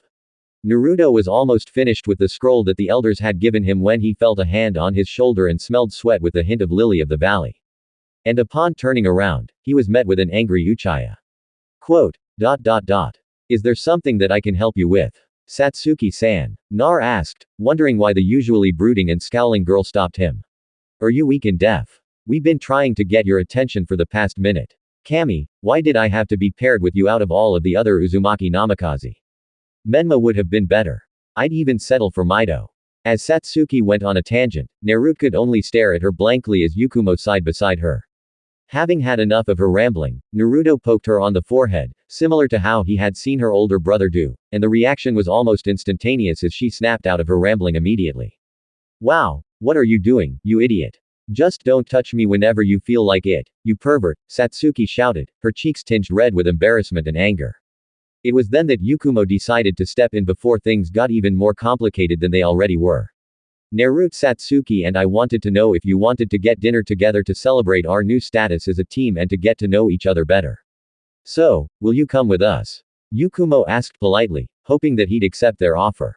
They got their answer when the scroll he was reading disappeared in a puff of smoke, and he stared at them with his ever-blank eyes. You two have a point. We might as well get to know our strengths and weaknesses. Knowing how we can complement each other could greatly benefit us in the future, including on the test tomorrow, Nar stated. And from the stunned expressions on his teammates' faces, they weren't exactly thinking on the same terms. After that, a blank-faced Nar, a wryly laughing Yukumo, and a scowling pink-faced Satsuki enter a popular barbecue restaurant to get to know each other better. For the better portion of the night, there were laughs heard from the booth as the three, or rather Yukumo and Satsuki, exchanged stories from their past while Naruto chose to remain silent as he didn't have many fond memories that he was willing to share. Though he did share a story about an incident he was involved in that included a corrupt merchant, bees, honey, ants, paint, a bikini, and cameraman. He didn't expect the normally brooding and scowling Satsuki to burst out laughing and snorting as tears began to fall from her eyes, or the reserved and polite Yukumo to laugh so much that she started crying with her sides hurting. The night ended with the three parting ways. Yukumo and Satsuki in better moods and a small smile gracing their faces. Scene change. Uzuaki Namikaze compound. As he walked through the front door, he was greeted by the sight of his family chatting and eating dinner happily amongst each other. Though he was used to the sight, it still caused a dull ache in his heart. As he was quietly making his way upstairs towards his room, he was spotted by his more expressive sister before he could make it up the stairs. As Narumi was happily chatting with her family about her new team, though her brother and sister lacked the same enthusiasm she had, she spotted a familiar mop of blonde hair and her night instantly brightened up even more. Standing up on her chair, which Kusha instantly started scolding her. She called out to him, "Naruni, where have you been? Why are you home so late? Come down here and have dinner with us." As soon as those words left her mouth, the rest of her family's heads snapped to where she was looking. But she never got a response as they heard the door to his room being closed softly. Knowing that her brother wasn't going to be joining them, Narumi sank back into her chair and slowly continued to eat. Sad and hurt by his indifference. While Narumi quieted down, Mido continued looking where she had seen her brother with longing in her eyes before she went back to her meal quieter than before. Menma continued, seemingly unaffected by his brother's indifference, though inside he was wondering what his weak older brother was doing out so late. Minato and Kosa were both hurt and upset by the attitude and behavior of their oldest. Hurt that he didn't greet them when he got home and upset that he made their youngest sad by his attitude. The two exchanged sad looks before they continued with dinner, knowing that the happy mood and light was spoiled. Scene change. Naruto's room. As Nar entered his room, he contemplated on what would be the test for tomorrow. Knowing the strengths and weaknesses of his teammates, it would definitely make things go by much more smoothly than having to assume what they were in the heat of the moment. Most likely, they would have to go on a mission as a show of proficiency and their ability to operate as a unit. Starting tomorrow, he would be able to drop his facade and actually experience the world as a capable shinobi. Laying down on his bed, Naruto slowly fell into a dreamless sleep. Scene change. Training Ground 12. As the morning sun laid lazily overhead, Naruto, Satsuki, and Yukuma were sitting under the large sakura tree that laid in the center of the training ground. Satsuki had her scowl on her face, though she was sneaking side glances at the only male member of their squad. Yukuma was reading a book, and like Satsuki, she was sneaking glances at Nar before focusing back to her book and repeating the process. Naruto was immersed in a scroll that contained information about team dynamics and how to best operate as a unit, including tactics, positions, weakness, and mistakes. Eventually, the lull of the moment was broken as their sensei made her explosive entrance, literally as a smoke bomb exploded with her jumping out of it, her signature grin on her face. "Well, looks like you're all ready for the test, I assume." Seeing the scowl, small frown, and blank look, Enko couldn't help but sweat drop slightly at the less than expressive faces of her students. "Well, then why don't we begin? The test we'll be having is the good old-fashioned bell test. All you have to do is take a bell from me and you pass. Simple, right?" Enko said happily, pulling out 2 silver bells out of her pocket. As soon as they saw the bells, Yukuma voiced the concern that all genin who received the test had Enko-sensei.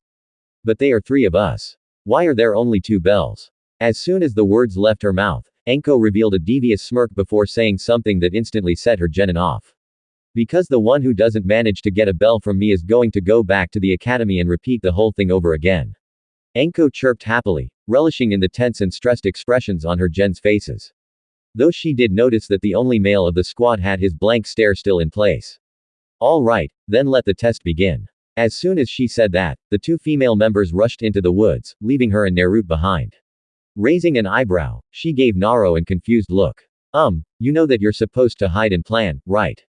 However, instead of a reply, Naruto walked back to the sakura tree and sat down, opting to finish reading the scroll and partake in the test at the moment. Enko could only gawk at the audacity of the kid. Not only did he not answer her, which alone would have involved her using sharp things to make him answer her, he ignored the fact that he had a test going on. But she was broken out of her thoughts as a volley of shuriken forced her to jump back to avoid being hit. Satsuki was angry. She was angry and tense, most of which came from the stupid test that her sensei had given them. Not only would one of them fail, they'd have to go through the whole academy again, and that was something she wouldn't be taking a part of. After she had hidden herself in a few meters back, she saw her idiot of a teammate just give up without lifting a finger.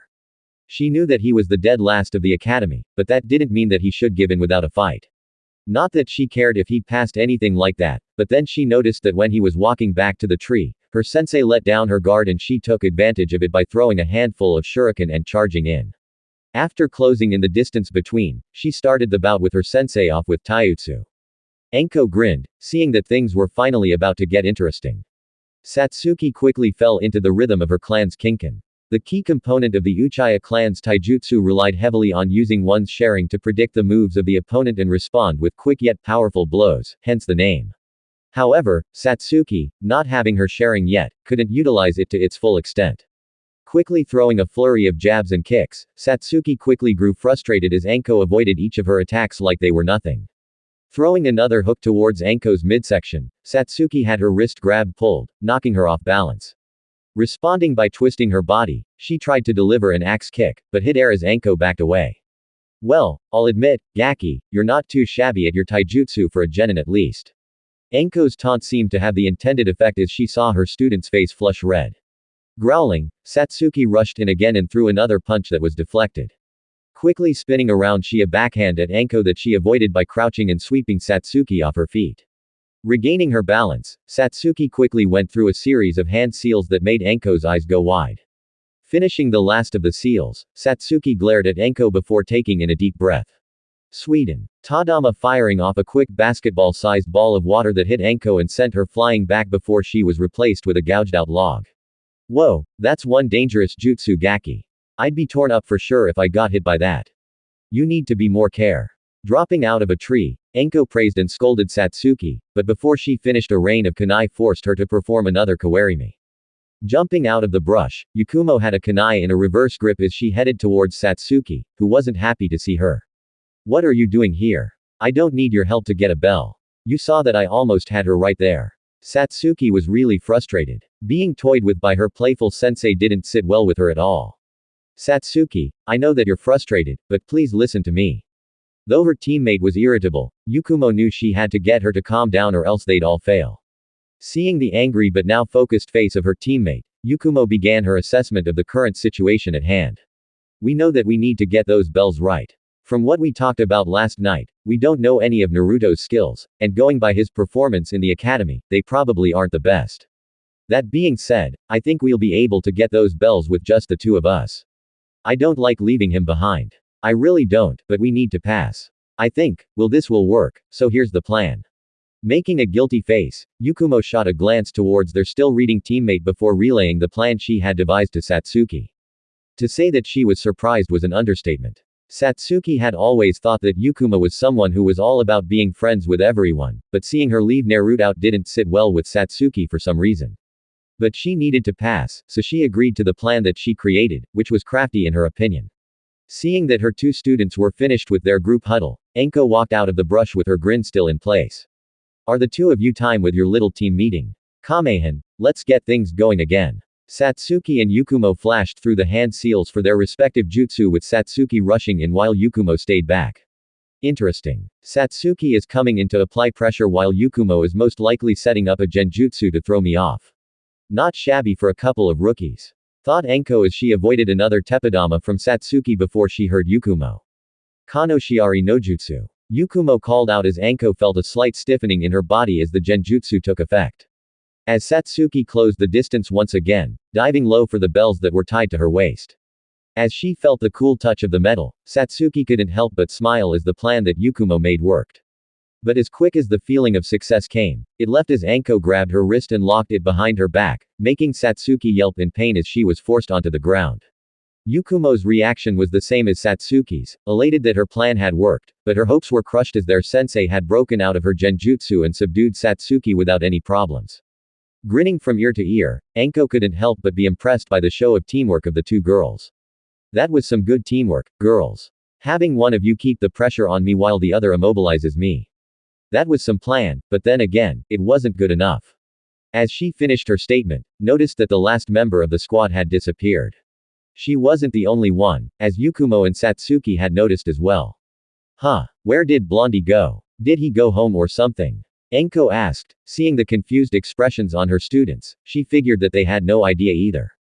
But as she was about to get off Satsuki and go find him, she immediately jumped back to avoid a kick to the head that cut off a few hairs on her head. Anko was shocked, her eyes wide. She didn't notice him until the last second. If she had been any slower, there's no doubt that she'd be hurting or even unconscious. After his kick missed, Naruto quickly grabbed Satsuki in a princess carry, ignoring her shouts to let her go, and jumped back to where Yukuma was. Putting the now scarlet Satsuki, he turned back to Anko and rushed her. Fast was the unanimous thought of the group as Naruto stopped in front of Anko and proceeded to take her on in taijutsu. Damn, he hits hard. And on top of that, he's fast.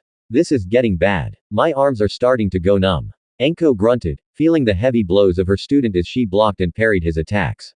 Though she was caught off guard as a kick broke through her guard and sent her stumbling back, spittle flying out of her mouth from the heavy blow. Though his assault didn't stop there as he charged in and slipped in behind her, Satsuki and Yukuma could only let their mouths hang open as they saw the scene unfolding in front of them. The dead last of their class was holding his own against a Jonin and the apprentice of Orochimaru. No less. Anko was starting to get pissed. She had underestimated this brat and he was actually starting to push her back. Her the apprentice of one of the Sannin. Catching her balance, she turned around with an kick that was blocked by Nar. Following up, she threw a heavy punch that sent her student reeling back. Not letting him get his balance, she tackled him to the ground, straddling him and pinning his arms to the ground. A vicious smile on her face and a predatory glint in her eyes. That hurt, Gaki. I thought you were the dead last. There's no way that you are with those skills. Why hide it, huh? Anko questioned him, leering close to his face. Behind the two, Satsuki's face was once again scarlet, looking at the scene of her sensei straddling her teammate. Next to her, Yukuma covered her eyes, her scarlet face matching Satsuki's. But they were broken out of their embarrassed states when Nar shouted at them. As Anko straddled him, Naruto reversed the grip she had on his wrists and held onto them tightly. After doing this, he turned towards his teammates and shouted at them to grab the bells. Satsuki, Yukuma, she's open. Grab the bells now. Hearing their teammate actually shout at them, they too quickly rushed towards their now immobile sensei to grab the bells. After hearing this, Anko tried to break free, but her student's grip on her wrists wouldn't budge. Knowing that it would be futile, Anko just sighed, knowing that it was checkmate. Minutes later, a smiling Satsuki and Yukuma were standing next to a blank-faced Naruto as Anko massaged her sore wrists, courtesy of the blonde in front of her. At first, Anko sighed, but then she gave the three a grin as she knew that unintentionally they had managed to figure out the test. Congrats, BRZ. You all pass. As she congratulated them, she was asked the question at hand by Satsuki. But Anko-sensei, we haven't decided on who would get the bells yet. Satsuki questioned, knowing that Nar would probably get one since he did give them the chance to grab them. She would definitely fight for that second bell, though. I need to have that second bell. Nar is going to get one for sure. But it's not because I want to be on a team with him or anything. I just don't want to go through the academy again. Yeah, that's right. While Satsuki was having an internal debate as to her intentions of wanting the bells, Yukuma was having a similar one. Nar is most definitely getting a bell. I would really like the second one, though. It would be nice being on a team with someone as reliable as him if he's as skilled as what I saw. But that's not saying Satsuki isn't reliable either. However, their inner thoughts were broken by Anko, who revealed the true reason behind the test. That's true. But the real reason for this test was to test your ability to work as a team. At first, you all were going to fail, but with that little stunt at the end, I can see that you all have a future as a pretty powerful squad if we can work out the kinks. So, yeah, Team 12 is official. As the words left her mouth, Satsuki and Yukuma revealed a dazzling smile while Asenko gave them all a grin. As they turned to the only male member of their team, to their complete shock and awe, he had a small smirk on his face, though it vanished quickly. Satsuki and Yukuma quickly turned their heads away, cheeks flushed, while Anko revealed a predatory grin. Well. Looks like things are going to be interesting after all. A few hours after the final Genin exams were concluded, Minato as well as the Jonin who proctored the exams were discussing the results of the tests. Well, how did the Genin perform on their tests? Everyone getting mixed responses from the Jonin, Minato decided to call them in order of team number to give their reports. Most of them were able to pass, but a few failed due to conflicts within the team, which caused them to fail in working as a team. Team 7 passes Minato-sensei, but that's to be expected as they're all siblings and know each other pretty well. Kakashi gave his report, happy that his team passed. Getting a smile and nod from Minato. He continued with the reports. Team 8 passes as well. Minato-sama, though Ka Inuzuka is trying to assert himself as the alpha of the team. I'll have to work on getting him out of a pack mindset. Kurana reported confident that her team will become a strong one in the future. Minato also was pleased. He knew how the Inuzuka clan operated on a similar level to how a pack of wolves operated. So Ka was only doing what his clan did. Team 10 also passes Minato-sama, though the new Eni no Shika Cho seem out of balance. Shikamaru and Choji get along great, but Ino isn't trying at all to get to know them or work with them at all. Shikamaru needed to appeal to her pride in order to get her to work with them. Hopefully, she breaks out of it. Asuma reported, concerned about the future of his team due to the blonde. Minato could only laugh wryly knowing how Eni Noak's daughter was absolutely obsessed with his son Menma. Hopefully, she'd get into the kunoichi mindset soon, though. Team 11 has passed as well, Minato-sama. However, they are not exactly team material. Sasaki Uiya shows no aptitude for teamwork, opting to work alone. Adding on to that, he doesn't try to associate with his teammates at all, even when they were struggling to pass my test. Sakura Haruno is the exact opposite to Sasaki. All she is trying to do is to get him to agree to go on a date with her. While this wouldn't be normally a problem, she seems obsessed with him to the point where Sai badmouthed him. She slugged him across the face. That brings me to Sai. He's different. I don't know, but I get the feeling that he isn't a genin. He's far too perceptive to be. After about half an hour, he got his teammates together and immediately told them about how teamwork was the key to the test. I won't do anything now, but I'll keep you updated about him. Genma reported with a sigh, knowing that he'd have his work cut out for him in the future.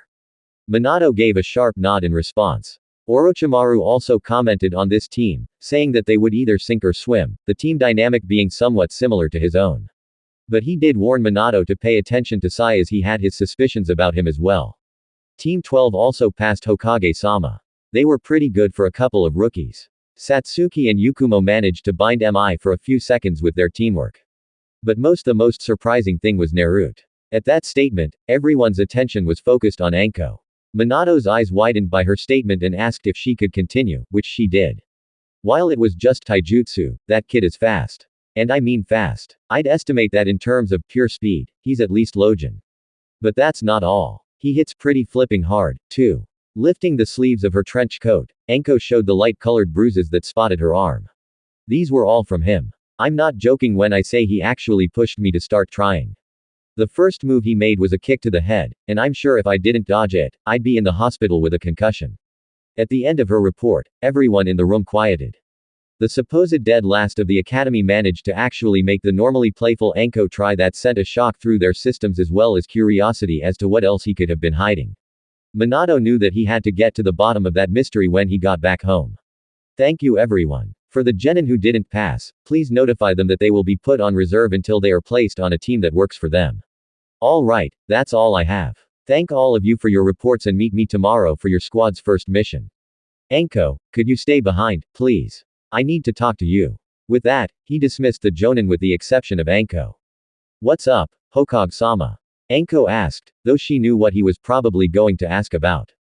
It's not every day the Sunyu everyone called a failure managed to single-handedly take on a jonin, even if they weren't going at 100%. I'm sure you already know, but it's about Naruto. I wanted to know since I know that Orochimaru asked you to monitor him for me. What do you think his mental state is? Do you think he's a treat to the village? Please be honest with me, Minato asked in a slightly hesitant manner before he believed that his son wasn't a threat to the village. But after hearing how he managed to go toe-to-toe with one of the top ninja in his village, he needed to be sure. Not just as a father, but as the Hokage. As of right now, I'm not sure Minato-sama. From what I've gathered, it doesn't seem like he hates the village, but I know he doesn't have any love for it either. Judging from his body language, when he interacts with other people, he doesn't really pay attention to them since he doesn't tense up or relax around any one person. I'll keep an eye out for him, though, Anko reported, knowing that it meant a great deal to him. Receiving a smile and a thank you in return, she was dismissed. Leaning back in his chair, Minato could only hope that his son would be willing to talk to him about his abilities. He wasn't too hopeful. But right now, it was his only choice in order to unravel one of the mysteries that shrouded Nar. He was about to finish up the last stack of documents before he felt a pulse of Kush's chakra from the seal in her wedding ring. Before the pen touched the desk, he was gone in the signature flash of yellow of his horizon. No jutsu. Scene change. Utsuaki Namikaze compound. Chaos could be the only thing that described the Uzumaki Namikaze compound if someone were to see it. Kasha had her back pressed firmly against the door. Her threatening yet scared a full blast causing her children to cower in fear of their now angry mother, though her oldest stood firm, the same blank expression on his face. As things were about to heat up, a flash of yellow gained the attention of everyone present in the room, a clear sign that their savior had arrived. When Minato arrived, he noticed two things. 1. His wife had an aura he hadn't felt in ages. The last time he felt this aura was when a Rouge ninja called her by her moniker of the red-hot-blooded habanero. Things weren't pretty afterwards. The second thing that he noticed was that his son had a small backpack and suitcase in hand. His eyes widened as he immediately understood the severity of the situation. Naruto was moving out, though he didn't remain shocked for long as he was snapped out of his stupor by his wife. Minato, Naruto's moving out. I need you to help me convince him to stay here. Kosa said frantically, tears starting to form at the corners of her eyes. Seeing his wife in such a state broke Minato's heart. Stealing his resolve and facing his son, Minato tried to persuade his son to stay at the compound.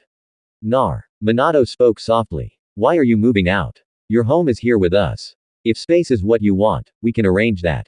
We can find somewhere on the compound for you to call your own place if you want. We still care about you regardless of what happened in the past. I don't know why we acted the way we did, but we're going to make it up to you if you give us the chance, Nar. Just please don't leave us. Don't leave your family, Minato said with a sad tone. The tears in his eyes reflecting the sorrow in his heart. Kusha picked up where Minato left off, taking a shaky step towards her oldest, tears freely flowing from her eyes now. Naru-chan, you can't move out. You're only 13. Where would you stay? How are you going to pay your rent with just a starting gen's earnings from missions? Who will make sure that you're eating right? Please, Naru-chan, don't leave us. Please don't. Kusha was openly weeping now, holding on to her husband for support as she continued to plead her oldest son to stay. I know that we've been terrible parents to you, and I know that I've been a horrible mother. We've never showed you the love that you deserved or needed, but we're going to make it up to you. Just please give us another chance. Let us be your family again. Please, please let me be your Ka-chan again. Naruto's siblings stayed quiet throughout their parents' tearful pleas for their older brother to stay home with them. Narumi was opening crying like her mother, hiccuping a little as she cried. Mido was silently crying, furiously wiping away the tears in her eyes futilely as the more she wiped them away, the more would stream out. Menma was less expressive than his sisters, scoffing at his brother and turning his head to the side. But the slight quivering of his lips gave away the feeling deep in his heart as his family was crying around in front of him. Nar continued to stay quiet, looking at all of them with his face still blank. The sorrowful atmosphere was amplified as the now sobbing Narumi clung onto her older brother and began pleading for him to stay as well. Naruni, please don't go. I'm sorry for being a horrible little sister and not playing with you when we were little. I'm sorry for always taking your ramen and not telling you. I'm sorry. I'm so sorry. So, please don't go. Don't leave me behind. I want to be with you. Narumi cried into the chest of her brother as Midito also pleaded for him to stay. Naruti, please don't go. I'm sorry for how I acted in the past. I'll do my best to be a better sister in the future. I promise. So, please, Enchan, please don't go. I don't want you to go. Midito begged, finally letting out a few hiccups of her own. Menma just turned towards his older brother and locked stares with him. That blank look in his brother's eyes making him snap. Just go, you loser. Can't you see that you're nothing but a problem for us? If you were never here, Tuan, Ka-chan, Mido, and Narumi wouldn't be crying. So, do us all a favor and just get out already. I don't need a useless brother like you. Or do I want one? You've never done anything that an older brother should do, so why bother wanting you to stay around? Just go. None of us need you. After his small rant, Menma looked away, his lip quivering much more as a few tears leaked out of his eyes. Finally, after hearing the members of his family speak from their hearts, Naruto removed Narumi's arms from him and proceeded towards the door, much to the horror and utter despair of his family. Near the entrance of the door, he proceeded to turn around and address his family as a whole. I've lived the majority of my life without any of you being a part of it. By now, you all should know better than anyone else that I'm not a helpless child that needs to be coddled by his family. I learned to look out for myself by the time I turned 5 years old. That was 8 years ago. For 8 years I've lived without experiencing your love or attention, why would I need or even want it now? Whether you like it or not, I've already become my own person, and I intend on living my own life outside of this house. You owe me that much, at least, Naruto said, his eyes narrowing at the end into an ice-cold glare that actually made his family flinch. Finished with his statement, he turned around and began walking out the door as his family started to break down behind him. Stopping as he opened it, he spoke one last time before he departed to his new apartment. A family is supposed to love you unconditionally and care for you without having to be asked to. From what I've experienced all these years, you shouldn't be considered my family. We should just be people who share the same blood. And that alone does not define a family. But I can't cut my ties with you no matter how hard I try. Thank you for the things that you have done, like providing me a bed to sleep on. I'll forgive you all for what you've done in the past because the past is the past and I live in the present. However, don't expect a place in my heart. It'd be too painful for anyone to have place there anymore. Whispering the last part so only he heard it, Naruto turned around and gave them a small bow, then walked out of the Uzumaki Namikaze compound towards the edge of the village where his new home laid. As the door closed with a soft thud, Kosa immediately ran into her room and slammed the door. Stifled sobbing could be heard through the door. Minato quickly chased after his wife, feeling the same emotions as she did flooding in his heart. Menma scoffed and quickly went to his room, wiping the tears from his eyes as he muttered something about his brother under his breath. Mito and Narumi were hugging each other for physical and emotional support as they continued to cry and hiccup. The two eventually going to their rooms as more stifled whimpers could be heard from the outside. Reaching her room, Kusha slammed and locked it behind her. Throwing herself on the bed, she continued to sob uncontrollably, the cold eyes of her son and his words cutting deeply into her heart. She heard Minato knocking on the door, begging her to let him comfort her, but she knew it wouldn't do a thing to ease her the pain in her heart at the moment. As the afternoon slowly turned into the evening, Minato had decided to give his wife her time to grieve as he returned to finish the small amount of paperwork he had left before returning. Waking up from her tear-induced nap, Kosina groggy looked around her room. Body felt numb for some reason, her heart feeling like a piece was missing from it. Tears threatening to spill from her eyes again, her gaze found its way towards the bookshelf. Slowly making her way over, she found what she was looking for. Her family's photo album. Shakily reaching for it, she took it off the shelf and opened it. Tears flowing once more as the first picture in the album was of her whole family. Slowly tracing her fingers over Naruto's face. She continued through the book, stopping gazing at the photos of her oldest when he still had his smile. A smile that had been forgotten over the years. Reaching the 5th birthday of her children, she smiled once more as she gazed lovingly at the photo of her children all smiling and hugging each other. But soon her fond memories returned to their guilty and sad state. After that photo, there were almost no more photos of Naruto in the rest of the album.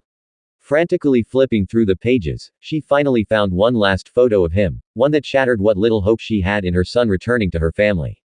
The final page of the album was another family photo of them in the living room without Nar, but looking closer in the upper corner. He was there, and he was casting them the same cold glare that he did earlier. Clutching the album close to her chest, Kusha returned to her bed and cried softly as she let herself slip into the memories of the past. That's where Minato found his wife, appearing in a flash of yellow beside her. Sadness seeping into his eyes, he got changed and lied down beside her and wrapped her in a tight embrace, whispering that everything will be okay and that they'll do their best to bring their son home. Responding to Minato's comforting words, Kosa snuggled deeper into her husband's embrace, dreaming of a smiling Nar running towards her before giving her a love-filled hug. I'm home, Ka-chan. Scene change, Naruto's apartment. As the evening turned to night, Naruto had finished tidying up and furnishing his apartment. While it was rather far from the ville's center, it was close to a normally unused training field, which would benefit him greatly in the future.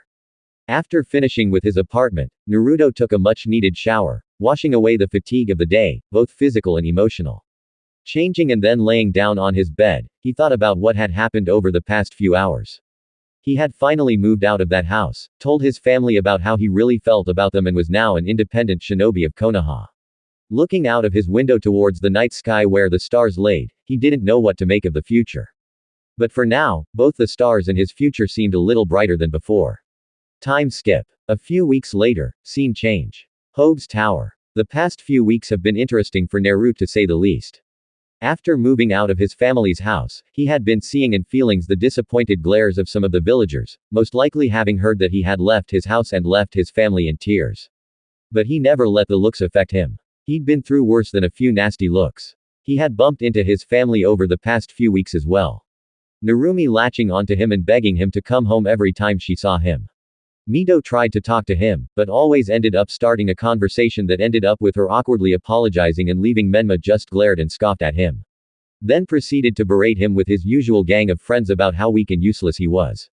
Kasha would see him shopping in the market district and barrage him with questions about how he was doing, if he was eating right, if he was staying out of trouble, and above all else, she asked if he wanted to come home, which he politely answered and declined each time. Though he always saw Minato when he was getting a mission, either with his team or individually, and would be asked the exact same questions as he did from Kusha, which he politely answered and declined the offer of returning home. Speaking of his team, things were proceeding how one would expect it to with Anko Midarashi as a sensei. They were all being trained into the ground. Yukumo, due to her frail body, was having a hard time with the physical exercises. Anko made sure to check to see if she was all right, if she thought she was in danger, but she was beginning to get physically stronger to the joy of her parents and pride of Anko. Karina even said that she was beginning to lose her pale and weak complexion and gain a more lively and strong one, which made her blush. Satsuki fared much better, but she too was being trained into the ground by their overzealous sensei, but she could see that she was becoming stronger, much to her enjoyment. Her parents even commented that she was much more skilled than she had ever been before. Even her brothers noticed. Itachi smiled at her and told her that she was growing well. Sasaki, however, glared at her, and she glared back, knowing that her brother was jealous of her growth. Nar didn't seem that tired when training sessions were over on particularly hard days. The most they had seen him exhausted was a little winded breathing. Otherwise, he was able to take on anything threw at him. As for what they were being trained on, at first it was mostly team exercises, but due in part to the three actually working together cohesively, they eventually were able to take on multiple types of training like tracking, scouting, support, investigation, espionage, and assault. After a week of team building, the past few weeks rotated between the 6 different topics, which were beginning to make them a jack-of-all-trades sort of team, which Anko had been planning on making them. Better to be safe than sorry was her train of thought as she wanted her squad to be prepared for anything that could happen in the future. Right now, Team 12 was reporting on their 41st Dank mission, which astounded every other Jonin sensei. Instead of the usual 2 to 5 missions a week, Anko made her team complete a minimum of at least 9 missions a week. Her reason being, I don't want to be stuck doing Dank missions for more than a month. Which was now why she knew her genin were ready for their first C-rank mission. Congratulations for another mission. Well done, Team 12. I assume that you want another mission, correct? Minato asked, handing the completed report to his assistant to be filed later. Satsuki's eye immediately started twitching as the thought of doing more chores made her lose her cool. Yukumo sighed, knowing that they'd be doing more manual labor in the coming hours. Naruto retained his blank look, but his eyes darkened a bit. Minato noticed the glint in Anko's eyes and immediately knew what kind of mission she was going to ask for. We sure are, Hokage-sama. I think my cute little genin are ready for their first C-rank mission. We've completed the minimum number of 30 D-rank missions, and I know that they'll be able to handle it. As the words left Anko's mouth, Satsuki's eyes burned with the flames of determination within them. Yukumo's eyes widened in excitement as she straightened her back and put on a determined face. Naruto's face still remained blank, but there was a little excitement in his eyes. Seeing the look of determination and excitement on the faces of the genin, Minato could only sigh and relent. Smiling, he agreed. You're right, Anko. Your squad has gone above and beyond when completing your mission. So, I think you've earned this. Minato said with pride as he handed Anko a mission scroll. It's a simple escort mission, but I think your team will be able to handle it. Elisa-san, could you please let into Zuna-san? Turning towards the door, Minato called out to the secretary to let in their client. The door soon opened to reveal a gay-haired Bespect-led man. As soon as he reached them, he turned and gave them his evaluation of them. I thought I paid to hire a team to escort me. Not 2 girls, a boy, and a scantily woman. I bet those 3 kids haven't even touched a weapon. And that woman hasn't been in a real fight. Suna said as he took a gulp from a small bottle of sake.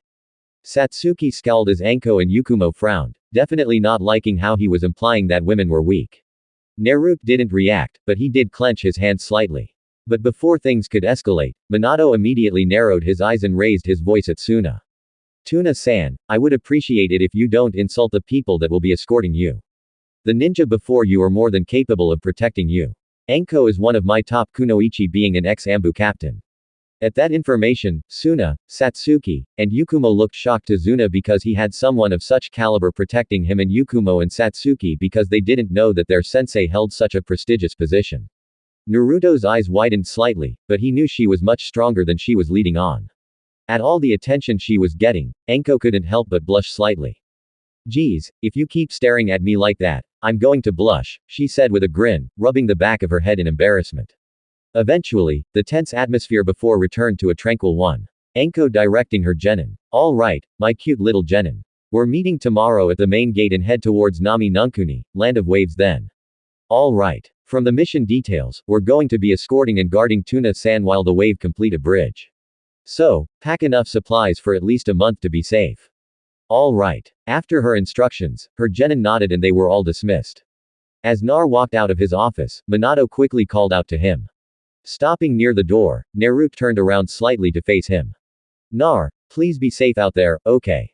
Expecting him to be ignored, Minato was surprised and overjoyed that his son actually responded to him. I will be. Thank you for your concern, Minato-san. Nar said before he bowed and exited the room, leaving Minato to smile slightly before he returned to his paperwork. The next day, Team 12 had all assembled at the main gate. On gate duty that day, Chunanzumo Kamuzuki and Katetsu Hagane couldn't help but smile and light lightly at the excited faces of the genin waiting at the gate. Yakumo had her eyes closed with an excited smile on her face as she hummed a little tune to herself. Satsuki was shaking a little in apprehension and excitement, her lips quivering from trying to stop herself from smiling too much. While Naruto looked at the forest through the gate with a blank expression, a tiny spark of excitement in his eyes.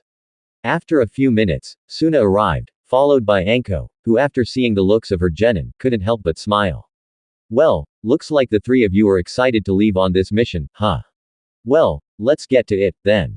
As she gave her orders, she received a unanimous, "hi," from her genin as they headed towards Nami Nuni. As Team 12 headed towards Nami Nuni, Anko noticed that Suna looked more tense than an escort client should be. It was almost as if he was marked for death. Then she noticed a large puddle ahead and narrowed her eyes. A puddle that big, even if it rained recently, it wouldn't be that big. Definitely has to be genjutsu. But maybe this will be a good test to see how they handle a situation under pressure.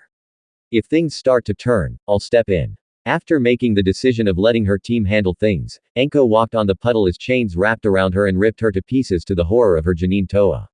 The chains retracted as two cloaked figures charged at the group, claw-like gauntlets raised to strike. One down, one of the cloaked figures said as they approached the group.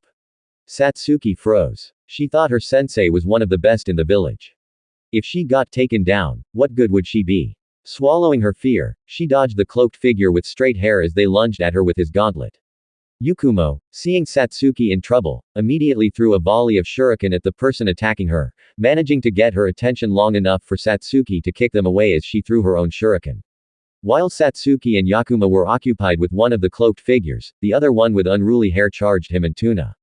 Suna was scared. He had seen an Exambu captain get ripped to pieces, and now he was going to see a couple of kids get killed before he died. The girls were managing to hold off one of them, but the blonde alone wasn't going to hold off the other one. As the other attack approached, Suna couldn't only watch in shock and awe as the blonde-headed kid actually stopped them. Mizu couldn't believe what just happened. A kid stopped his attack with just a kunai. A kunai against his gauntlet, but he responded as he felt pain erupt on the right side of his body. As Mizu lunged at him, Naruto whipped out a kunai in a reverse grip, letting the gauntlet of his opponent glide across the blade of his kunai. Naruto deflecting the attack to the left side of his body. And judging from the shock of his opponent, he didn't expect that to happen. Oh well, Naruto thought as he retaliated, spinning and connecting his elbow to the left side Mizu's body, a sickening snap echoing across the road as Mizu fell to the ground, gasping for breath and clutching the side of his body. However, Naruto didn't his assault as he turned around and stuck the back of Mizu's head, his opponent's head impacting the ground with a dull thud as he remained motionless. Go couldn't believe his eyes when he saw his older brother hit the ground holding his side. He didn't expect the kid to be skilled enough to handle his brother, let alone beat him. But his distraction caused him as a kick connected to his stomach, making him gasp for air. But he found himself unable to take a breath as if there was no air for him to breathe. Panicking and disoriented, he slowly lost conciseness as his world turned black. As Naruto finished dealing with his opponent, Yakumo had finished the signs to her jutsu as Satsuki managed to land a kick to Gao's midsection. Staring right at Go, Yakumo whispered, "Botsuraku Gojutsu." Seeing her opponent's look of shock as they tried to take a breath, Yakumo knew that it had worked. As Satsuki was about to strike again, she saw her opponent trying to take a breath and knew that it was Yakumo's jutsu at work. Sighing, the two were about to relax before they remembered the other one. Snapping their heads back towards their teammate, their jaws dropped as they saw him tying the other assailant up, the same blank expression on his face. To say Anko was shocked would be an understatement. Not only had her team managed to hold off enemy ninja, they managed to hold their own against two Chunin-ranked opponents.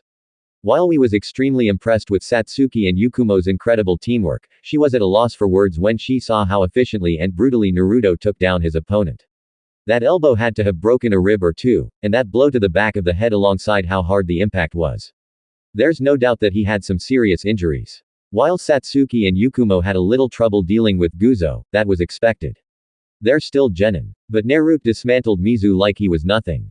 Just how strong is this kid? Breaking out of her thoughts, Enko dropped down to the shock of everyone but Nar, which she took note of. That was amazing. Looks like my cute little genin really can handle themselves in the big bad world. Enko said grinning, explaining how she used Kawari to substitute herself with a long in order to assess how they performed against live opponents and that they exceed her expectations. Hearing praises from their sensei, Yukumo and Satsuki revealed bashful faces and smiles as they couldn't say anything in response to Enko's praises. Naruto's blank look remained, but a hint of happiness could be seen in his eyes. But the peaceful moment was broken when Enko turned to Suna and addressed the situation. Look here, Suna-san, I know that this has definitely escalated from AC rank escort mission. You mind telling me why we were attacked by the demon brothers when we're just supposed to be escorting you? Enko said, a scary and angry glint in her eyes at the audacity of the man to put her genin in danger. Suna almost immediately went down to his knees and begged them to help him, telling them about the situation with Nami no Kuni, about how a crime lord god has taken over and practically ruled the small village with an iron fist. That AC rank mission was the most that they could afford with the allotted funds from the few villagers who had extra to spare. As he finished, he pleaded with them again to help him, that they would repay them in the future when the wave was back on its feet. Enko heard the sob story and couldn't help but feel pity towards the man in his village. According to code, she was to abandon the mission and report to Zuna to Minato and have his name blacklisted as requesting a false mission. Deciding that she couldn't make this decision alone and that it was her genin's first time outside of the village, she asked them. Well, you all heard his story. What do you think we should do? Remember, it's okay to not want to continue. It's a dangerous mission. Enko asked, her teasing voice unusually gentle. She didn't get an answer from Yukumo or Satsuki, the two girls looking at their feet. She didn't blame them. They had heard that God kidnapped women and girls and forced them into the entertainment business. But she received a response from the least vocal of the team, but the response wasn't one she or anyone else was expecting from him. Enko-sensei, we are going on this mission. We're going to escort to Zuna Sanami no Kuni and he's going to complete that bridge. Then I'm going to find every one of thugs and tear their throats out. Finally, I'm going find God himself and rip his head off. Nar started out quietly, but near the end, he raised his voice as his eyes burned with so much fury that they were a little shaken by it. But as quickly as it came, it left, his blank face returning, though they could tell how he felt from the small scowl now on his face. While she was shaken at him at first, Satsuki steadied her resolve and agreed with her teammate, though not about the killing part. Yukumo followed suit, knowing that it'll be dangerous and that she could become a liability given her condition, but steeled her resolve. Enko, seeing the now determined faces of her genin, could only smile at them for wanting to help Suna. Though she was a little scared of Naruto's proclamation, he wasn't actually going to kill anyone, was he? The team coming to an agreement before him to help him and his people, Suna could only bow his head lower and mutter, "Thank you." Over and over again, tears streaming down his face. After their vote, the group continued on their way towards Nami no Kuni, finally reaching a checkpoint at a friend of Suna who lent them a boat. After the boat ride, they proceeded on their way only in about an hour and a half from Suna's homeland. As they continued down the worn road, Enko began to feel as though someone was following them, but she couldn't point it out. On guard, but figuring it was because she was in unknown territory, she ignored it. But soon the lull of the moment was broken when Naruto threw a kunai at a bush, a small white rabbit scurrying out of it. "What are you doing, you idiot? You almost gave me a heart attack." Satsuki shouted at her teammate, patting herself over the chest, her adrenaline returning for another encounter like earlier before. "Nar, please be more careful. You really scared me there. I thought it was another enemy." Even the polite Yukumo scolded him, imitating the action of her female teammate by patting her chest in relief. But the moment was immediately tense as Enko shouted at them to get down. Get down. Forcing Suna onto the ground as her genin quickly followed her order. A large blade soared overhead and embedded itself in the trunk of a tree behind them. Well. So, you were able to dodge my Kubiko Guess you aren't as bad as you look. A mocking voice said as they turned around to see a figure standing on the handle of the blade before jumping down and taking it out of its resting place and putting it on his shoulder. Enko immediately narrowed her eyes, her body tense, ready to take action. Zabuza Mamochi, the demon of the hidden mist. What are you doing here? Enko questioned, hoping that her wasn't here for Suna, but her fears were immediately answered as he let out a mocking laugh. Well, I didn't expect to find the snake mistress of Konoha here. What do you think I'm here for? I'm here for the old man behind you. So, why don't you do you and your little brats a favor and just hand him over? I won't kill you if you do. The man now known as Zabuza said, sorry, but I can't do that. Mission is to protect him after all. Enko said, whipping out a kunai in preparation of the impending conflict. As Zabuza chuckled again, mission. You expect me to believe a couple of BRZs like that are capable of taking on a mission like this already? I doubt they're even ready for D-rank mission, let alone this. He taunted, which worked as Satsuki growled. Yukumo glared, and Naruto actually narrowed his eyes at him. Enko didn't take too kindly to someone other than herself, taunting her. Genin. But fine, we'll do this the hard and fun way, Zabuza said, raising his arms in seal before calling out a jutsu that made Enko drop a bead of sweat down the side of her face. Sweden Kuriger no jutsu as a thick mist began to roll into the shock of the Genin. As the mist rolled in, the three began to feel a thickness in the air, as if it was getting much harder to breathe. Satsuki was trembling. The kunai she had taken out was shaking in her hand. Her whole being screamed at her to run away, to get somewhere safe, but she couldn't move. All she could do was stand there shaking like a leaf in the wind. Wow, what is this? The air is so thick. I can't even breathe. It's like I'm in a pool of water right now. I'm scared. I'm really scared. Am I going to die? Satsuki thought as she frantically looked within her field of view, unable to even turn her head due to the overwhelming killing intent. Yukuma was on her knees, her already frail body unable to take the killing intent directed at her. The kunai that she originally held in one hand was now held in both, shaking just like her body.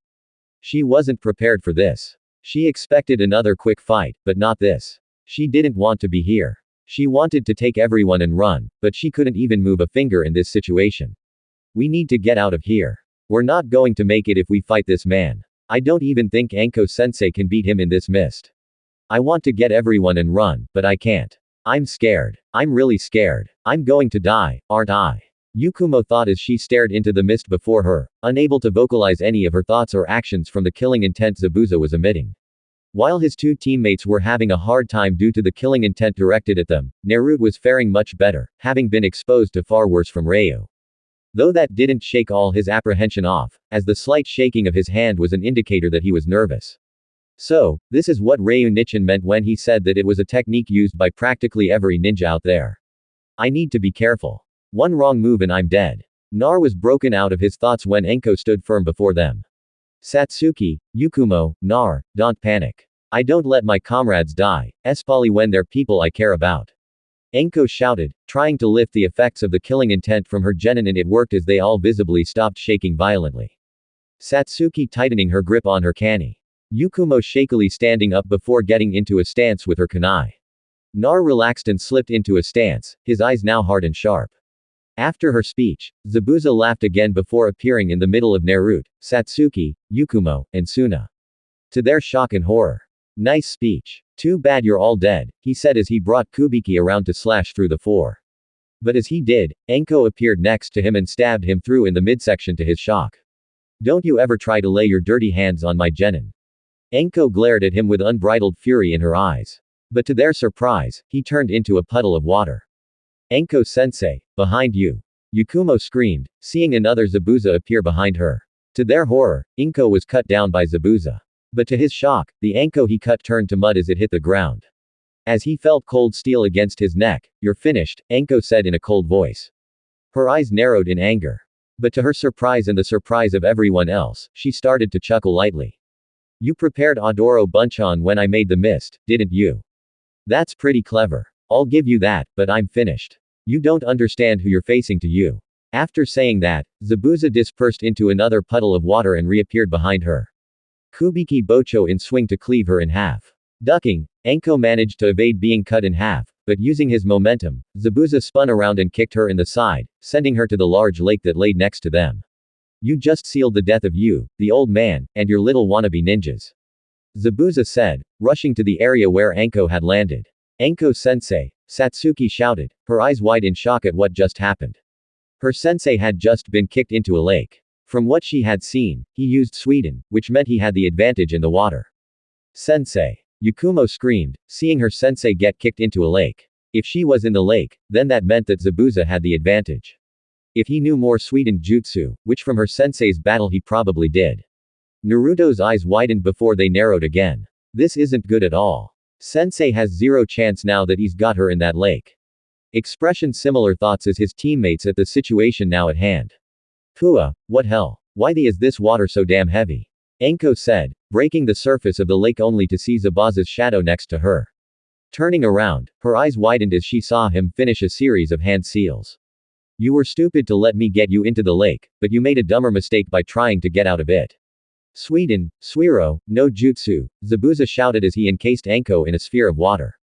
Can't move, can you? That water's denser due to my chara flowing through it. You're not getting out of there. He's a lot stronger than I thought. I should have known better than to have underestimated him. Anko angrily thought her overconfidence was going to cost her own life, the life of Suna. But worst of all, it was going to cost her the lives of her genin. Turning towards stunned genin, Zabuza could only stare mockingly at them before he created another water clone using the Mizu bunch. No jutsu from earlier. Look at you all shaking and scared now that you lost your sensei. Where's that bravado from earlier? Especially you blondie. I didn't notice you shaking before. Absolutely pathetic. A real ninja is one who can survive even in the face of death. And let me tell you a little secret. I have putting emphasis on the last two words. Zabuza proceeded to tell him of his exam to become a shinobi. In the bloody mist, the genin selection exam involved you killing the classmates and friends that you grew up, ate, and played with. It was a test that truly showed who was the strongest. Now imagine a kid who wasn't even part of that exam showing up and killing over 100 of those weaklings. Those were good times. At his story, Satsuki and Yakumo turned a sickly green at the thought of that massacre. As he finished, the clone he created vanished and reappeared in front of Naruto to everyone's shock and sent him flying with a kick to the head, knocking his headband off in the process.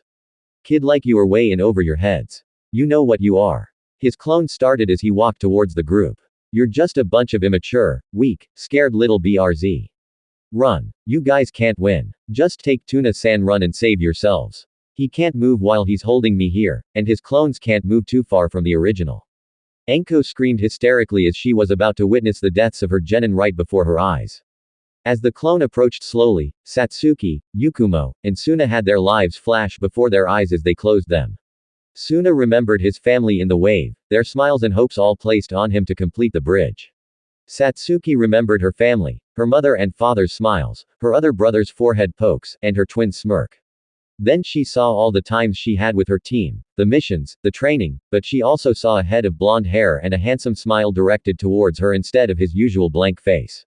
Yakumo remembered her mother and father smiling at her, the ceiling of the Edo by Kasha and Minato. The times she spent with Kurana and training with her. Then she saw her team with all the missions and training sessions that they had together. But then she saw a familiar head of blonde hair, but instead of a blank face, this blonde gave her a charming smile. As they began to accept the fact that they were going to die, a thud and splash could be heard, which made them snap their eyes open. Standing in front of them wasn't a blank-faced Nar, but a Nar with his eyes narrowed in anger with a scowl on his face.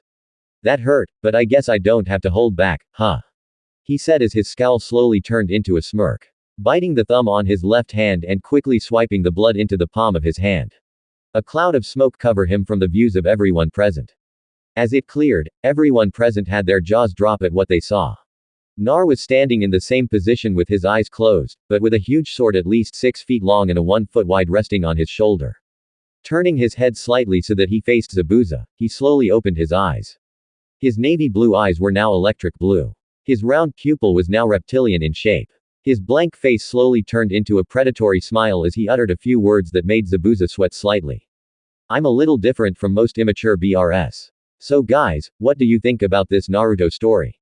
Tell me your opinion in the comments. And if you want more Naruto what if stories, make sure to subscribe to Universe of Naruto. Thanks for watching.